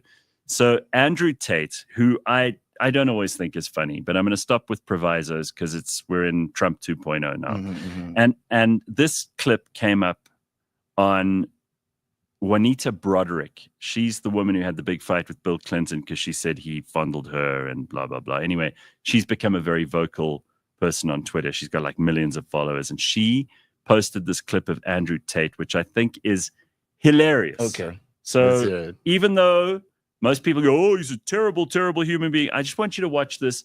If you'd never heard of Andrew Tate before, tell me this isn't funny. He calls out all these celebrities and he says, get out. But he does it in a much more emphatic way. I can't do it as well as him. Over to you, Tate. This is the list of people who said they're going to leave the country if Trump wins. And of course, they were all lying. They're going to stay exactly where they are because they're fucking retards. Ready? Alec Baldwin, fuck off. Whoopi Goldberg, fuck off. John Legend, fuck off. Chrissy Teigen, his stupid whore wife, who's a terrible person, he can fuck off too. Rob Reiner, fuck off. Barbara Streisand hasn't had a song since 1931. You can fuck off. Cher, I don't know how you're still alive. Fuck off. Nancy Pelosi, insider trader. Fuck off. Hillary Clinton, the most evil woman in history. Fuck off. Megan Rapinoe. Fuck off. Tom Hanks. Fuck off. The only thing you ever did good, Tom, was play a retard. No coincidence. Amy Schumer. Fuck off. Pure coincidence. AOC. Fuck off. Lady Gaga, fuck off. Taylor Swift, Bill Gates, Jane Fonda, Madonna can all fuck off. Mark Ruffalo, I don't know why they chose you to be the Incredible Hulk because you're clearly a little pussy. Fuck off. Kim Kardashian, fuck off. Bruce Springsteen can fuck off. George Clooney can fuck off. Hunter Biden, he doesn't even know what fucking day of the week it is. But he can fuck off anyway. Oprah can fuck off. Robert De Niro can fuck off. Samuel L. Jackson. I used to think you were cool, but I'm afraid you now have to fuck off. Miley Cyrus, Travis Kelce, Bobby Altoff, Rashida Tlaib, Stormy Daniels, Anthony Fauci. We don't want you here, Fauci. You're a fucking liar. All of you can fuck off. George Soros can fuck off. Diddy. Oh, you didn't want Trump to win? Diddy. I bet you were his fan I was now. just about to say. You're not going anywhere, sir. Enjoy jail. Eminem, Ellen, Sean Penn, Sharon Stone, Ashley Judd, Tommy Lee, Bryan Cranston. Imagine going from Walter White to a little liberal fucking dickhead. Fuck off. For real. Billy Joe Armstrong can fuck off. Rob Reiner, fuck off. And Bono's going to drive his car off a cliff. You know what? If you were to tell me to make a list of the people that I would kick out of my country once I became in charge, it would look pretty. I love it. This is exactly Isn't what I that was gonna amazing? say. I'm Right? so glad Diddy came up because all those people sound like people who would have been at a Diddy party. Absolutely. And you can find Kamala Harris with her top off with next to J-Lo. I can so see but that. there's not one of those people that I want to hear from ever again. Yeah, okay. I don't want to know hear about from him. ever again. I was surprised to hear Bryan Cranston, honestly. Actually, not really. As long as you're in Hollywood and you're an actor and it's like your full-time job, I think they act that role of the liberal savior. So I'm not that surprised by Bryan Cranston, but I did like him. I don't care. I mean, here's Patrick. He says, I don't like Tate, but that's so true. You know, you don't have to like him. As I said, if you'd never heard anything from Andrew Tate before, and maybe you never have, you watch that clip and you go, this is fun. I want to see more of that, you know? Actually, I want to see which one of those follow through. I want to see if it really does happen. Basitsana was laughing her ass off. We've got people saying here that they've never heard of him before and they think he's hilarious. Oh, really? Congo Chris says, Gareth, have you seen Bernie's statement critiquing the Dem Party? Congratulations on him winning Vermont. Yeah, it was interesting. Like, people, with the exception of guys like Bernie, remember Bernie was burnt because when he wanted to run in 2016, they just totally sidelined him. They were like, no, sorry, Which was Bernie. the Democrats' biggest mistake, if you ask me. Since then, it's this is always what they do. Yeah. They don't listen to what the party, what people on the ground want. There's like a couple of people who are like puppet masters. Bernie Sanders was told, sorry, dude, Hillary's our candidate. We're not even going to give you a chance. You're out. There's no primary. Hillary's the person. Then with Biden, it was, sorry, Bernie, we're not giving you a chance. It's Biden. Yeah. With Kamala, sorry, it's sorry, Biden. Kamala. Yeah, sorry. He's like, well, I also want to have a turn. I'm a good communist. I haven't even been the I president spent yet. a lot of time sitting and leeching off of my friends for hundreds of years, and I fought the 1% of the 1%. I deserve a chance in this democratic election. So he's like, fuck you guys. And he basically told them where they screwed up. And he did. Bernie, whether you like him or not, and I do think he's just a crazy old communist, but you got to respect that. Like, the guy's actually able to tell his own side when they step out of line. Same with Cenk Uygur from the Young Turks, who had he was very emotional, obviously, a lot of them are, but he said some things that are true. He's like, stop, because you know what was going to happen, right? They're already doing it. They're blaming the American public. They're like, well, it's because you're all racists and because you're all sexists, and that's why you didn't vote for Kamala. Revolution now. We've had the revolution. The world has been revolutionized. Also, stop calling everyone sexist and racist. You know what happens? It eventually stops mattering to them. They stop caring what you think. Actually, what you need to do is go and sit and look at how badly you fucked up, work out why, stop lying to people. You've used the media to try and propagandize everybody. That's why you lost. But they can't look inward. They have to blame somebody.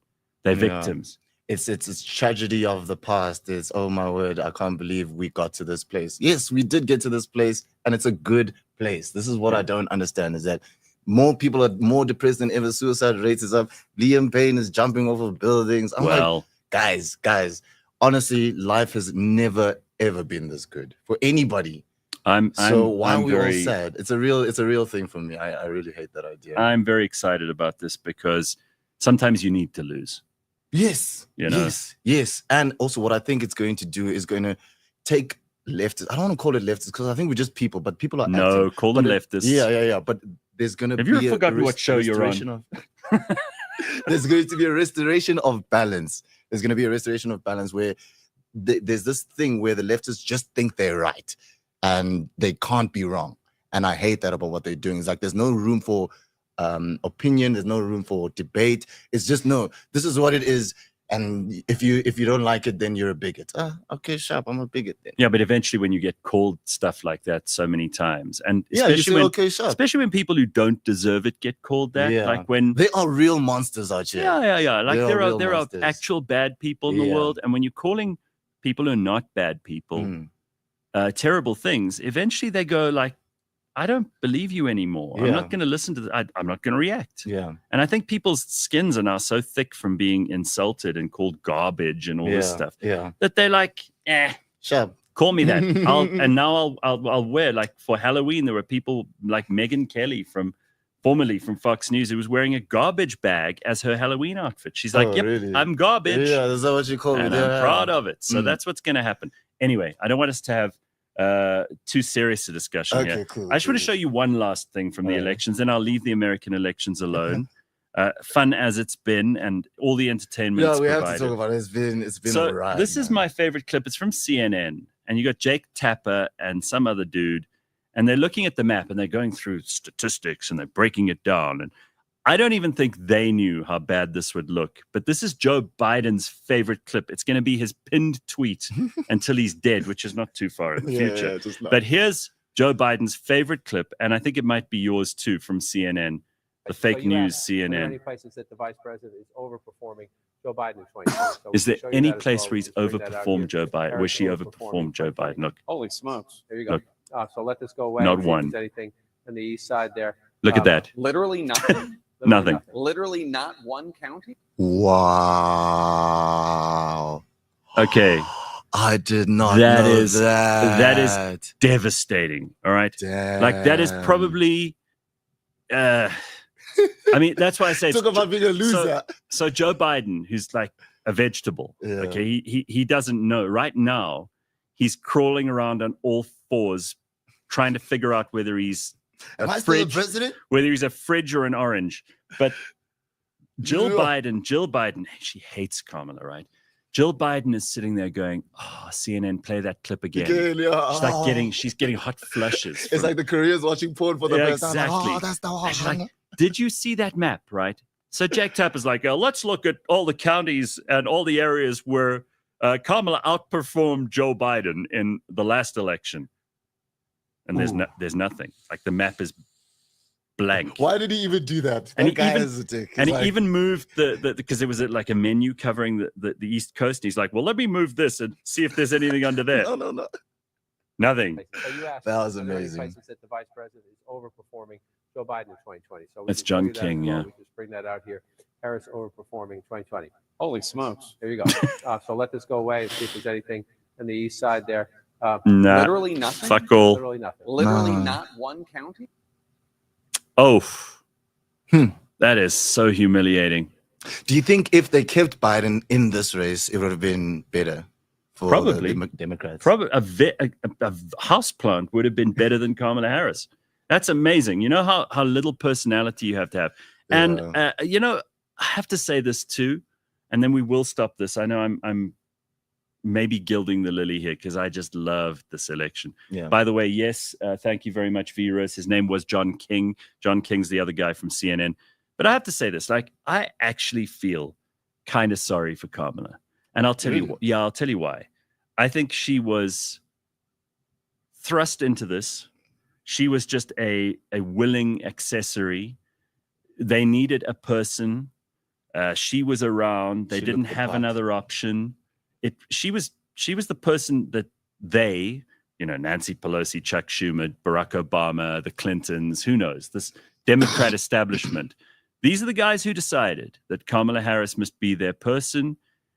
They knew she wasn't good at anything. They knew that she was kind of an empty vessel.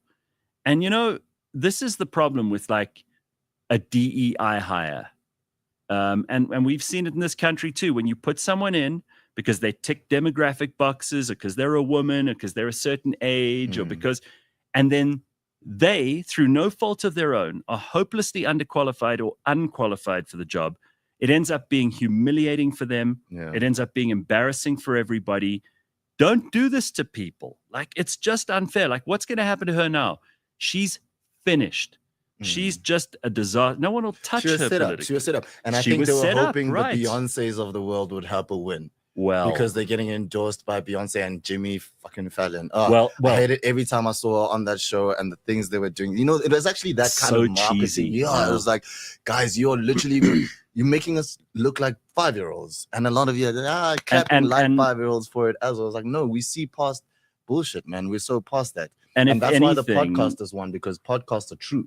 People don't tend not to lie on podcasts. That's why if you're doing like 2 hours on the show, you can't bullshit for 2 hours. Yeah, that's a lot of energy. But I think what it's done is it's removed all the credibility from the media, but it's also removed all the credibility from celebrity endorsements. Yeah. And I would really like to rub salt in this wound, because I think for the longest time, we've given celebrities way too much authority, power, influence, or we've made them think they had that. It didn't matter that Taylor Swift, Beyonce, the Jimmys on late night. Did you see Jimmy Kimmel melt down? Like, No. Again, I've never watched his show. I couldn't care less. Yeah. But he was basically crying. He was crying like a little pussy. Oh, my America. He was going, well, this is terrible for democracy. This is terrible for the whites, the blacks, the old, the young. He was trying to break people into all the categories he could.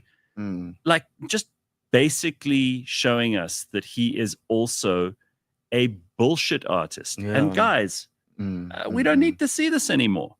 It's just very, very unfair on poor old Kamala, because she ends up being the fall guy for this whole establishment, which has lost all of its mojo. She probably had like family meetings, like, should I do it, guys? Should I do it? I was like, yeah, go for it. You'll be the first female president. It was like, if you watched her concession speech, which is probably the only brilliant speech she's ever given, and I think she was relieved. Frankly, you can sense it if you watched her. Go watch it on YouTube, because you'll find it. I think you can tell. Maybe I'm reading too much into this, but I don't think I'm wrong. You could see her. She's sort of like, it's over. This hell they've put me through, because she didn't do this because she wanted to. Yeah, and I think it would have been even worse for her if she had watched, like, oh fuck, no, I actually have to do it. Carry on with this shit. No, it can't be an easy job, and that's why I think Trump is better for it, because he really wants the job. Anybody who wants a really difficult job, I'll give it to you, because it means you're gonna do it. Whether you do it well or not, we'll see. I mean, also, even though Trump is one, I don't think he's a perfect human being. I don't think anybody is. Let's see what happens. But I think as far as this election goes, the right person won. All right. So we're going to talk a little bit about Mark Mdluli's life now. So you get ready. This is your moment to like become the sad, depressed comedian. Sad, depressed. No. I think this is something that you experience, but many of us have experienced at some point in our lives, no matter what we do. As you get better at things and as your life improves, as you start earning more money, you end up getting more important jobs, end up doing new and interesting stuff. You do have to kind of say goodbye to some people on the way. There's some friends that you lose on your way up. And when you're a poor student, you'll be friends with everybody. because frankly, you need them to pay for a drink, or they need you to pay for a drink, or there's like, and also you want to have a large group of people around you because it makes you feel like you belong and all of that stuff. And as you go through life, I don't think anyone's going to go, nah, that's bullshit. Mark and Gareth talking shit. You do change your friends. You say goodbye to some and you say hello to some new ones, but mostly you say goodbye to some. Yeah, I think what happens is when you're young and you're in institutions, for instance, you're in your matric class. You guys are the same grade from grade 8 to matric. You guys know each other. You grow up together. Even if you go to varsity, you guys are in the same institution, you're in the same realm or sphere or frequency, if you want to call it that. But when you get out and then it's like, oh, I actually have to decide for myself what my life is going to be. And my vision is there. My vision is at the arenas and yours is here playing locally at pubs. That's kind of where it starts to change, because now as we grow, because nothing always happens at once, you know. No. So as you grow incrementally, people will start to realize like, oh God, this guy was serious, you know, because in the beginning, let's say the first 2 years of my comedy career, I'm making no money. You're a joke. You know, literally a joke. But then things start to happen and you start to grow. It's like, oh, I always thought he was gonna be this way, or you said you would never change. That's the old one. Is this what you've been getting from people? Yeah, I've lost it. Like, it was the craziest story. I'll tell the story. I won't mention names, but it's just because it's so bizarre to me in the way that it happened. Like literally, the weekend after I won the SAFTA, I lost my best friend. The last 4 years. Did he say something to you? Yeah, man, it was stupid. We met some ladies and we were going to their house. And he met me with them. But then I was kind of having fun that day. I was out playing golf and stuff like that. And it wasn't confirmed if we were going to go out with them or not. Eventually, they're like, yeah, come to our house. But even later than the arranged time, was 4 p.m. was the arranged time. Get there about 6:30. And I'm like, having fun. And I've had a couple of drinks. I'm like, oh, shit, bro, we at the place. And then he's like, oh, I can't believe you forgot about me. How could you do this to me after all this time? You don't know, all my life I've been growing up and people have been ditching me at parties. I'm like, bro, here's the location. We're still here. We don't even know where we're going next. Come through, bro. And then he's like, no, how could you just ditch me for Kevin? Kevin is my magician friend. He's the best friend who stole. No, this is the magician who stole your fucking shit. Exactly. I'm like, bro, what does this have to do with anything? Literally, if I don't care about you, would you have been in the limousine with me yesterday when we were at the SAFTAs pre-party? So I got to bring a +1 to the pre-party for the SAFTAs. And my director is great and he's quite wealthy. So he got us a Hummer limousine. Oh, nice. There was a champagne soiree beforehand, photographs and everything. Wow, I thought TV people were poor. Yeah, no, not this TV person. Not me still. The SAFTA didn't come with any money, all by right. the way. Okay, all right. Of course it didn't.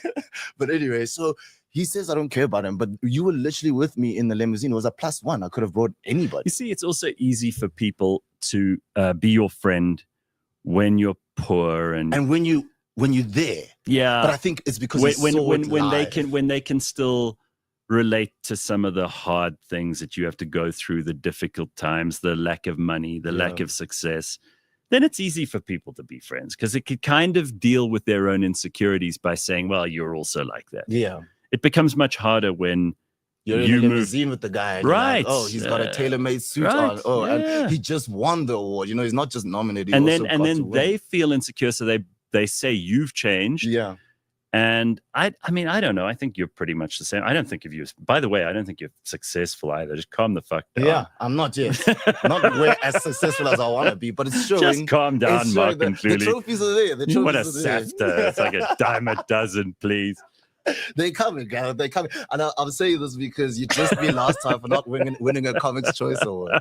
I did. Fine. No, I did. I'm keeping you humble, bro. Yeah, please do. I'm keeping you humble. Keep him honest. Let's keep him honest. No, one trophy at a time. It's fine. But anyway, I'm just saying the trajectory has changed. Is he out of your life completely? We were in a band together. Last time we spoke about the music we're making. He left the band, left everything. He's just like, fuck off, have a good life. This is the day after you were in a limousine with me, but by the way, I don't care about you. So he's very bitter about it. He's like, he's not coming back. He's not. No, it's over. I had to go get my suit from his house because I was supposed to stay at his house that night. We had to go get my suit. They didn't even let me in the house. His mom was looking at me from the window. Oh, she's part of it? Oh, she has to be. That's her son. She's not going to take my side. It's amazing. Yeah, you know, I really think, and I've got friends who are much, much older than me.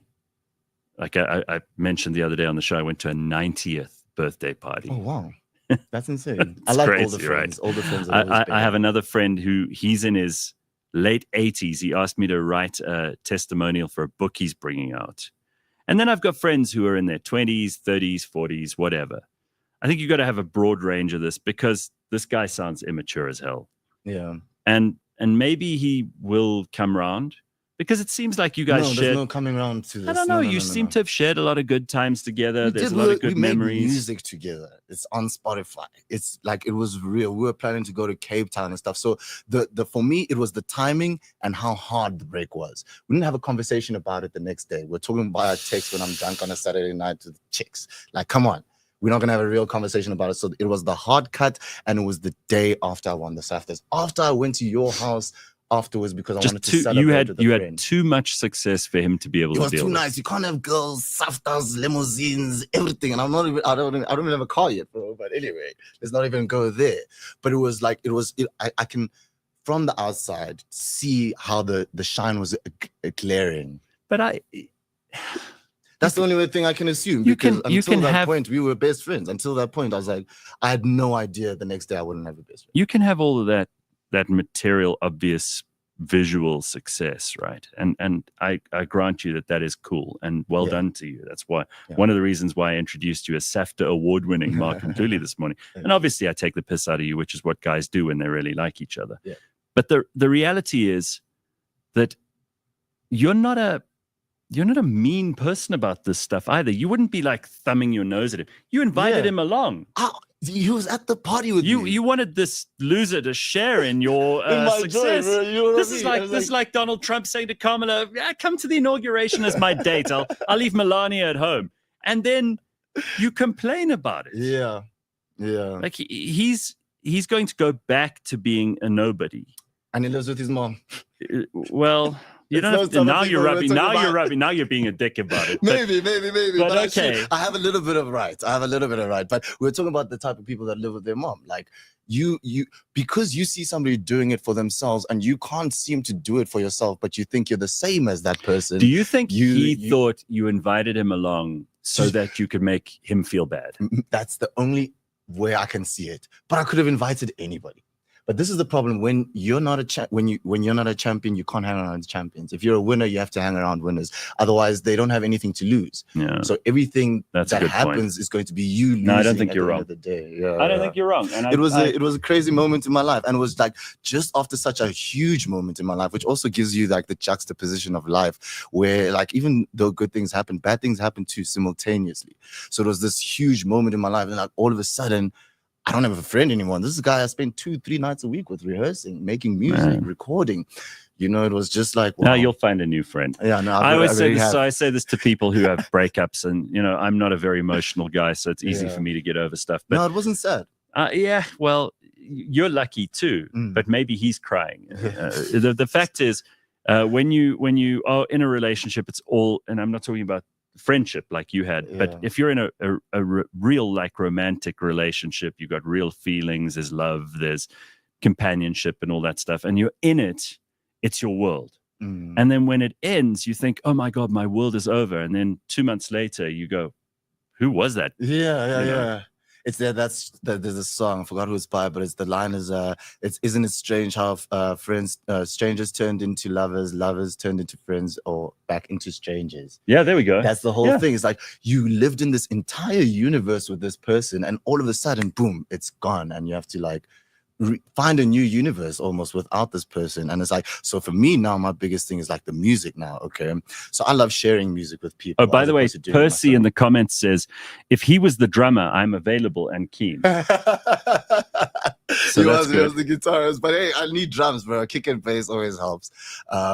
So yeah, it's the music that's the problem now. But now maybe I'm also being led to something. Maybe I am supposed to be a solo artist. Maybe I would have ended up being Harry Styles in our band anyway, and being like, cheers guys, I want to go start my own career. So it's just that part. Calm for down. Me, like, your music isn't that good yet. Not yet. Give yourself a chance. Give me time. Give me time. You see, calm down. You know what? I'm coming. When I'm 40, I'll have a Grammy. You're a comedian. You're on TV. You just won a SAFTA. You've got the show that's 3 seasons deep already.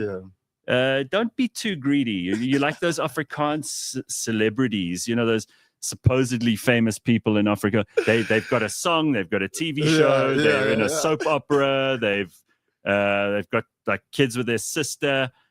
Do you know how it started with the hustle, Gareth? Because, you know, in the beginning, especially, you're going to have to do as many things as you can to possibly feed yourself. You have to do so much. I taught children's theater. I hated kids at the time. Like, my opinion on it has changed since, but I truly hated kids. I was too cool. But children's theater is horrendous. Yeah, but I was too cool for kids. Never mind the theater aspect. I was like, oh, kids, get away from me. So it's those type of things that I'm sorry, I'm good at what I do. It just ends up growing into something. So I also think about that a lot because I don't want to be jack of all trades, master of none, but I'm going to use every single gift I have, man. I'm not gonna not do it because I'm doing too much. By the way, Percy in the comments is alive with us today. He says, actually, Kevin, the magic guy, made your best friend disappear. When is he coming back? Bring him back. That's the whole thing about magicians. They're supposed That's beautiful. I simply can't imagine my husband acting that way in response to his friends. Is that Don Kitty? Look, it also depends on like levels of maturity and no, but the message is, I felt like his girlfriend. He's like, how could you ditch me and just leave? I'm like, bro, we're here. Yeah, but he's talking like a chick. Yeah, oh, bro. I was like, this is the gayest conversation I've ever had. Exactly. I'm glad you got out of it. Okay, so Donna says, often when you are rising up, there are some who don't do anything to rise. So instead of being happy for you, they try to rain on your parade. Exactly. I feel that's exactly what happened. It's a valid point. Yeah. Yeah. All right. Did he gaslight you? So immature. Rebellious Ruth says, people are strange. I've never realized it as much as this year. Choose the people in your life carefully. You know, but I thought I did. There were aspects about him that I loved. The music was great. Our friendship was great. Well, the way we spoke, the way we communicated was great. But I was like, so that's the tough thing I have with friends and this whole journey is like, I'm going to give you the benefit of the doubt until you prove me wrong. Yeah. Bitcoin Bot says, why are you gay? Yeah, like, you are gay. I literally was. I was like, bro, honestly, as you as my boy, knowing me, like, I'd never say this to you, but this is the gayest conversation I've ever had. Maybe the friend will get a wake-up call after this show, says Bitcoin Bot. I don't know. Who knows? No, I don't know. No, I think just move I think on. it's late. Move on. Move on. It's late. Time for new friends. Exactly. You know? Exactly. It's like that song about Postman Pat. Postman Pat, Postman Pat, Postman Pat drove over his cat. All the guts went flying. Postman Pat was crying. He'll just have to buy another cat. So you'll just have to get another friend. I will. Hey, yeah. No, life's too short, man. It's too short, man. And I'm not gonna carry you with me. It's hard enough on your own. All right, but comedy's going well? Comedy is going all right. I'm in a different space in my comedy because I'm starting to tap into he's setting us up now. This sounds like a loser fucking conversation. I shouldn't have brought this up. This is bad news. He's like, I'm moving into a different space. I know where we're going have here. To create. Do you want to stop this and pretend? We can edit it out. No, I don't mind because I'm not booked. Anybody who wants to book me for a show, there we go. Please book the me. Truth I'm comes out available. No, but honestly speaking, I've just, I used to be a people pleaser in my comedy. I used to give people the comedy that they would expect from me. It's like, oh, this coconut who's from a St. Andrew's private school. Do you still get that? Like, is that still a thing? Do people still use terms like coconut? No, I not thought we'd as moved much. the fuck on. Like, those people should be very embarrassed. They are so behind the times. 100%. But that was like my identity when I first came into comedy. Really? And I'm in a different place now, and especially also with the world and the way it's going back to normal. I feel like I can really be myself. Good. My comedy is quite dark. Good, man. and That's good. South African audiences are actually very conservative. So I'm finding a way to be really dark and making it bright. So I'm working on material in open mic places. I did karaoke Kong where my phone got stolen. And we're also doing some interesting stuff with a musician that's from Namibia. Her name is Livingi Dennis. So we work together. We're like a trifecta. We call each other the three card Monty. It's a magician, a musician, and a comedian. So we go to musician, magician, and comedian. Yeah. So we go to different. Did you ever venues. see that clip of the rapper or whatever? She gets interviewed by this white girl, and the white girl's like, "So how long have you been a musician?" And she goes, "No, I don't do. I ain't no musician. I don't know musician. I don't do no magic tricks." And she's like, "No, you make music. Yeah, you're a musician." She goes, "No. I don't do no magic, bitch. I ain't gonna do that. You're I like, know musician, bro. you're like, yes, you're stupid. And now you're gonna give people a chance to like make those jokes because of the musician magician thing. Yeah. So we've been playing some really great venues, which I've actually loved. We like went to Black Horse Brewery, which is in Magaliesburg. Beautiful wedding venue, like gardens and Black Horses is beautiful horses. But hang on, what kind of people go to that place? Like, what's the local crowd there? There was somebody with a chameleon on their shoulder. So I was like, okay, you won't see that in Joburg.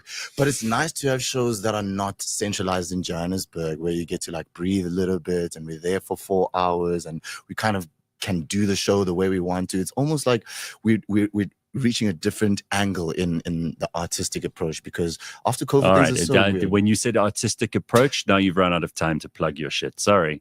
That's enough. I have nothing to plug, Gareth. Did you hear me? Book me, guys. It's enough. Me. Please, somebody, like some charity, come and help Mark Mdluli.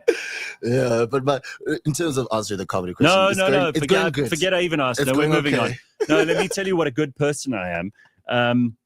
This is my moment to shine. So I went on, and I haven't been on radio for a very long time. I was asked, because we had Darren Scott on the show here the other day. Okay. Darren's kind of a legend, and I love him, and he's a good guy. And he's doing a show on a station called Hot 100. I don't know. Hot 102.7. Thank you. Yeah. Those guys. And I went on his show, and it was lots of fun, very nostalgic, kind of being in a radio studio and having headphones. I know that building as well. That building's right. Nice. I mean, it's a cool place, and they've done a great job, and there's some very cool people there. And it was kind of weird being on radio. And anyway, they did this quiz, and if you win, you get to give money to a charity. Mm-hmm. And there were 4 questions, and I totally screwed up 2 of them. Very embarrassing, because one of them was a sport question, which I obviously was going to screw up. I never watched Aren't you sport. like a quiz master? Yeah, but I mean, sports. Genius. I don't. Yeah. What do I know? So I screwed that up. Okay. I also screwed up the music question. I said that a song that he played was by Just Ginger or Odd Matthews or whatever, and it ended up being Prime Circle, and that's a fuck up. What's the difference? So anyway, they gave 5,000 Rand to my charity Headway, and I felt so bad that I decided to give 10,000 from the Real Network to the same charity. Oh, nice. But look at what a good person I am. You actually deserve a Pulitzer. I'm a philanthropist. A Nobel Prize. I saved the world on Tuesday, and very few people heard about it because of the stupid Trump thing. If it wasn't for this show, who would have heard? I know. So thank God I get a chance on my own show to tell you what a good person I am. All right. And speaking of no gaslighting, this is a beautiful studio, man. Every time I come to you, you've leveled up as well. And I really see the growth, which is really, really cool, man. And you guys are winning awards as well. Welcome to the winner's circle. Thank you. I'm very proud of Warris and PH and the Shady podcast. They won gold, right? They did indeed. Yeah. And they have continued to do extremely exciting and interesting and new things. And that whole show is going through a remake. We're creating some new stuff here as well. So there are plenty of exciting things coming on the Real Network. Stick around for all of those. Enough about us. This is a great story, and I'm sure you watched the Olympics. There was that brilliant Australian breakdancer, Ray Gunn. Remember her? Yeah. Okay, so I've got bad news for everyone who's a Ray Gunn fan.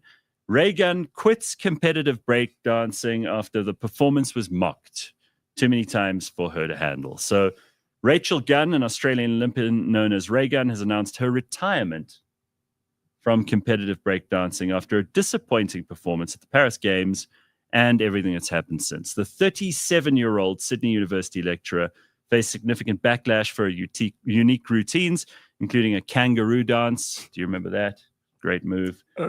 She attributed it to ignorance about the sport. She was saying, we are ignorant about breakdancing. That's why she lost. The most bizarre thing about that moment for me was I've met breakdancers. I've been to breakdancing shows. Breakdancers aren't quiet people or reserved people. They'll say like, no, what you're doing is bullshit. Like, this is not breakdancing. It's like a rap battle. Yeah. Where you have to diss the opponent and you have to be brilliant and you have to be able to rime on the fly. And this high woman, energy, so I don't understand how it even happened. 37. Yeah. You know, there are a lot of conspiracy theories. I think this is one of them. Set up as a distraction. They always say there's always distractions that people are setting up for you, because it's just too bizarre for me that she even got that far. There's no way. the best break dancer here in Joburg. We can go to the streets. The guys who are flipping the crates Yeah, they would have done a better job than her. Yeah, but you see, it's Australia. They don't really. So, I mean, there are a couple of things that have been very humiliating in Australian history, but this one is in the top 10. Yeah. And now she prefers to dance at home rather than compete. Like That's Britney what they Spears. say. Gee, talk about a chocolate fireplace, eh? Bro, Britney Spears. I wonder if she walks around the house in the bikini or she puts the bikini on for the Instagram videos. Like, does she just walk past that camera? It's like, oh, let me do a dance. I've been watching Britney completely catastrophize her life for since the beginning. Yeah, since she shaved her head. Yeah, since she shaved her head, she like that woman we played earlier this morning. Yeah, she has gone completely crazy, and there's no pulling her back. And all those people, I just want all those people who were saying like, "Free Britney." Remember when they were trying to get control of her money away from her father and give it back to her? You people are accessories to the fuck up that Britney's become. I hope you're proud of yourselves. All those release Britney, free Britney, give Britney her money, give Britney her chance. Leave her alone. Do you remember that one guy was like, leave Britney alone? Leave Britney alone. You are all part of the problem, okay? And you have to take responsibility for what you've created here. But a bunch of my friends on a WhatsApp group that we're all on, I don't know, they only woke up to Britney being crazy now. Really? Yeah, so for them, it's a whole new... What happened to Britney? Yeah, like, no, bro. They're so excited because they've just found out about Britney. And I'm like, I'm not even getting involved in this. Let them all just send their Britney stuff because... She dances with knives. Yeah, they're only figuring this out now. And I'm like, you guys have got so much more to... Just go through her Instagram page, It's man. an early Christmas for them. They can't believe that... First of all, that she's not looking as great as she did. That she has bags under her eyes. It's porn for the Koreans, bro. It's like, oh my God, have you seen Britney? Britney Spears is still dancing. Titties under eyes. And she has all her hair.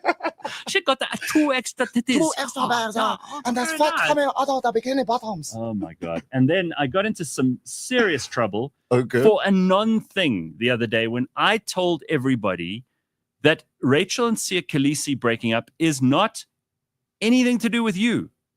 You are not Rachel. You are not Sia. Therefore, stay out of their marriage. Stop pretending you're going to have a breakdown because Rachel and Sia aren't together anymore. You got like middle-aged white women going, oh my God, Sia and Rachel aren't together. What does this mean for interracial relationships? Oh, sucks. Trust me, your daughter's still in an interracial relationship right now. Yeah, exactly. With Mark Mdluli. Exactly, bro. It's me.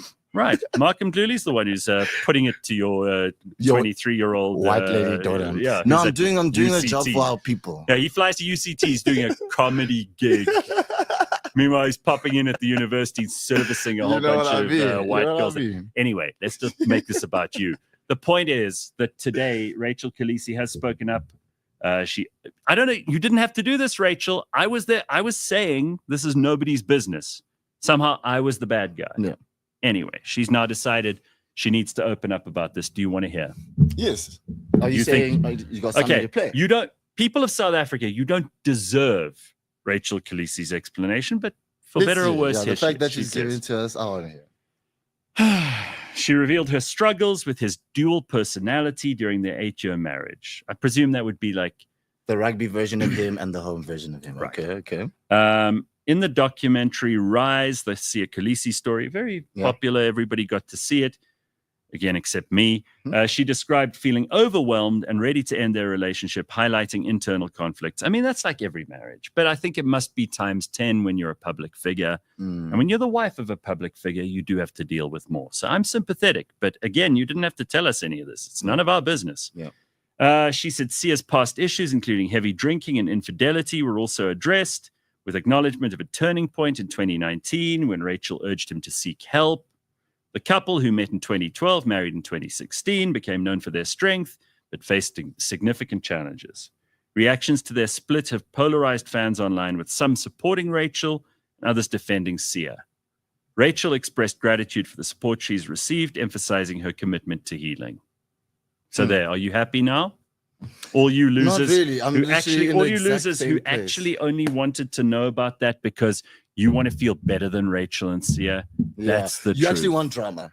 You want drama, and there wasn't that much for you, and that's why you're sad. Your shitty relationship with your fat husband. It makes me question marriage as a whole. I always do, but yeah, wow, man, if you can win 2 World Cups and your wife is still like, nah, babe, I'm like, what's the point? You went to win the World Rugby Cups for her. Came back with the trophy. She's like, nah. Well, apparently, even if she gets half the trophies, she's still got more trophies than most countries.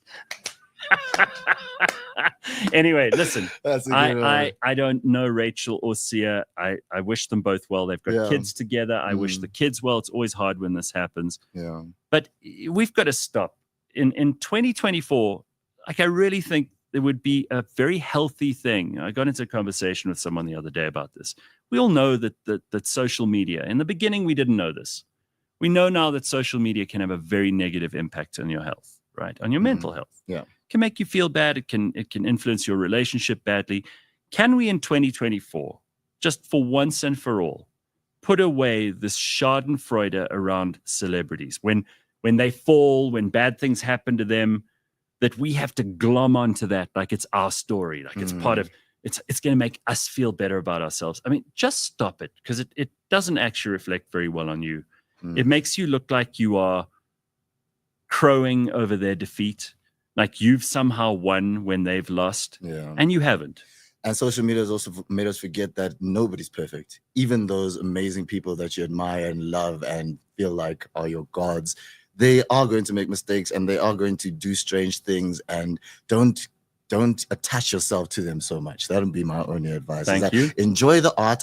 That's why I can separate myself from the art from the artist, because I'm taking the good stuff. I don't care what it took to get there, because I know it takes some crazy to make good art. But as long as I have the music, man. Well, leave me with Remix Ignition. So there's a bit of a meta discussion about this, and maybe this is the right place to bring it up, is we've lived through an era now for the last 15 to 20 years where people have been pulling down statues, finding the negative in everybody from history, who people are currently alive. We've brought our heroes down. We've found everybody's chink in their armor, right? We've decided to find the things that are wrong with everybody around us, and we've destroyed heroes, which has a place. I mean, we even said on the show earlier, you don't need to listen to celebrities when it comes to your voting, or the way you live, the way you treat your family, your friends, your significant other, your children, whatever. You don't take your cues from celebrities. But there is a call in every human being to find things to look up to in other people, and just be sensible about it. Like, if you are a young man in this country and you want to play rugby, Sia Khaleesi's still a hero. You're allowed to have him as a hero. Yeah. You're allowed to want to be Sia Khaleesi one day if you're a young rugby player. And that's cool. And don't let anyone get divorced. And don't let anyone break that for you just because he didn't win at the marriage game as we expected him to, or maybe as he expected to. Like, just accept that people aren't going to be perfect all around, but they can be pretty damn fucking spectacular at one thing. Greatness is still greatness. This is why, this is the only credence I'll give celebrities, is that the people who are famous, they're usually pushing humanity forward in some way, but for some reason we've skewed it and made some people less important than others, like Elon Musk. But he's pushing humanity forward. That's why they are celebrities. They are celebrated people. And the only reason why you should celebrate that is because Elon Musk is taking humanity to a place that it's never been before. That's when I'll celebrate you. Great writers write about things that have never been spoken about before, the depths that have never been reached before. That's what celebrity is. It's not what is going on in their house. What did they eat for breakfast this morning? That's not what you're celebrating. You're right. And you brought up Elon Musk, and I think this is a great place to kind of wrap it up, because he probably had more effect on this election than anyone else. And not because he's the richest guy in the world, even though buying Twitter was probably part of why this election worked the way that it did. And he did. His greatest thing that he's ever done is not sending rockets to Mars, which still has to happen, and he will get it right. It's not the payment fucking gateways that he built on the internet in the early days. It's not Tesla. It's not the Boring Company. It's not that he's this wild genius. It's that he gave everybody a place to carry on making free speech a thing. And Elon Musk is not perfect at everything. I mean, the names he gives his children are outrageous. Okay. And he's attracted to some pretty weird looking women. All right. And you can say that he's not good at this, or you don't like his politics or whatever, but he's a genius. And Donald Trump said something in his victory speech that I thought was really, really important. And people probably breezed past it and they're like, oh, Trump, he's just going to talk about himself. But he didn't. He said, Elon Musk is a pretty weird guy, but he's a genius. And we've got to look after our geniuses. We got to protect our geniuses because there aren't a lot of geniuses. Yeah. And Donald Trump is spot on. Let us stop breaking everyone down and protect our geniuses. Yeah. You know, if someone is really good at rugby, like Sia Khaleesi is, and he leads that team onto the field and they win World Cups, you don't get to sit at home with your bowl of chips and your fucking gunt hanging over your tiny shriveled dick and say Sia Khaleesi really fucked up his marriage. I thought he was a real leader. Yeah, and I'm so much better than him because, hey, where's my chips? Because my wife is still with me and she's in the kitchen crying because she's married to asshole on the couch over there.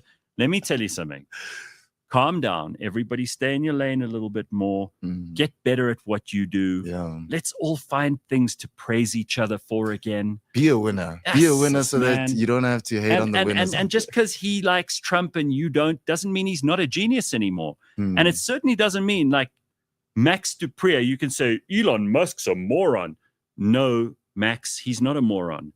He's the cleverest guy in the world right now. Yeah. And he's doing shit that you have never done. And that's not to denigrate you, because during the 70s and 80s, and probably even the 90s, you were doing incredible work for free speech in this country at the Vrije Weekblad and all kinds of other places. Don't go online and ruin your reputation by, just because you don't like Elon's politics, throwing him under the bus, because trust me, there's a much bigger bus with much bigger tires coming that he's could throw not a you monster. under. He's not your enemy. He's not even thinking about you in that way. In fact, he's thinking about you because he cares about where humanity is going next. So he actually loves you.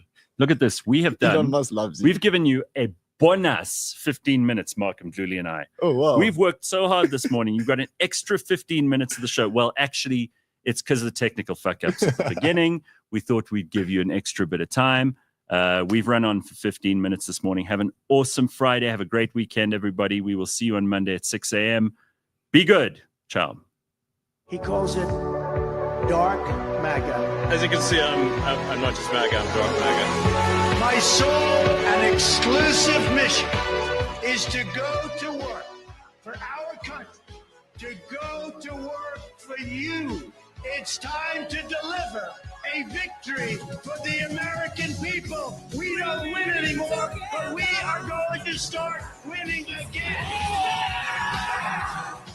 I'm not just MAGA, I'm gothic MAGA.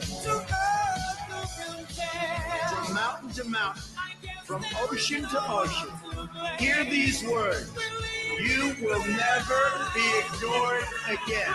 And yes, together, we will make America great again.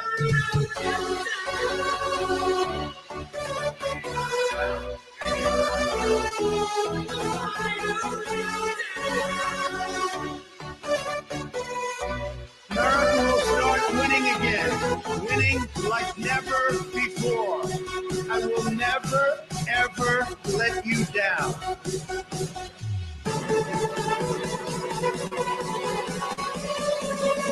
This is Donald Trump's house, brother.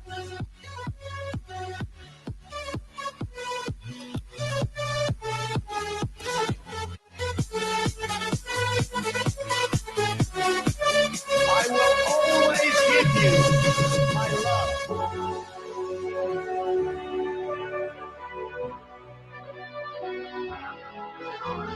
America is a nation of believers.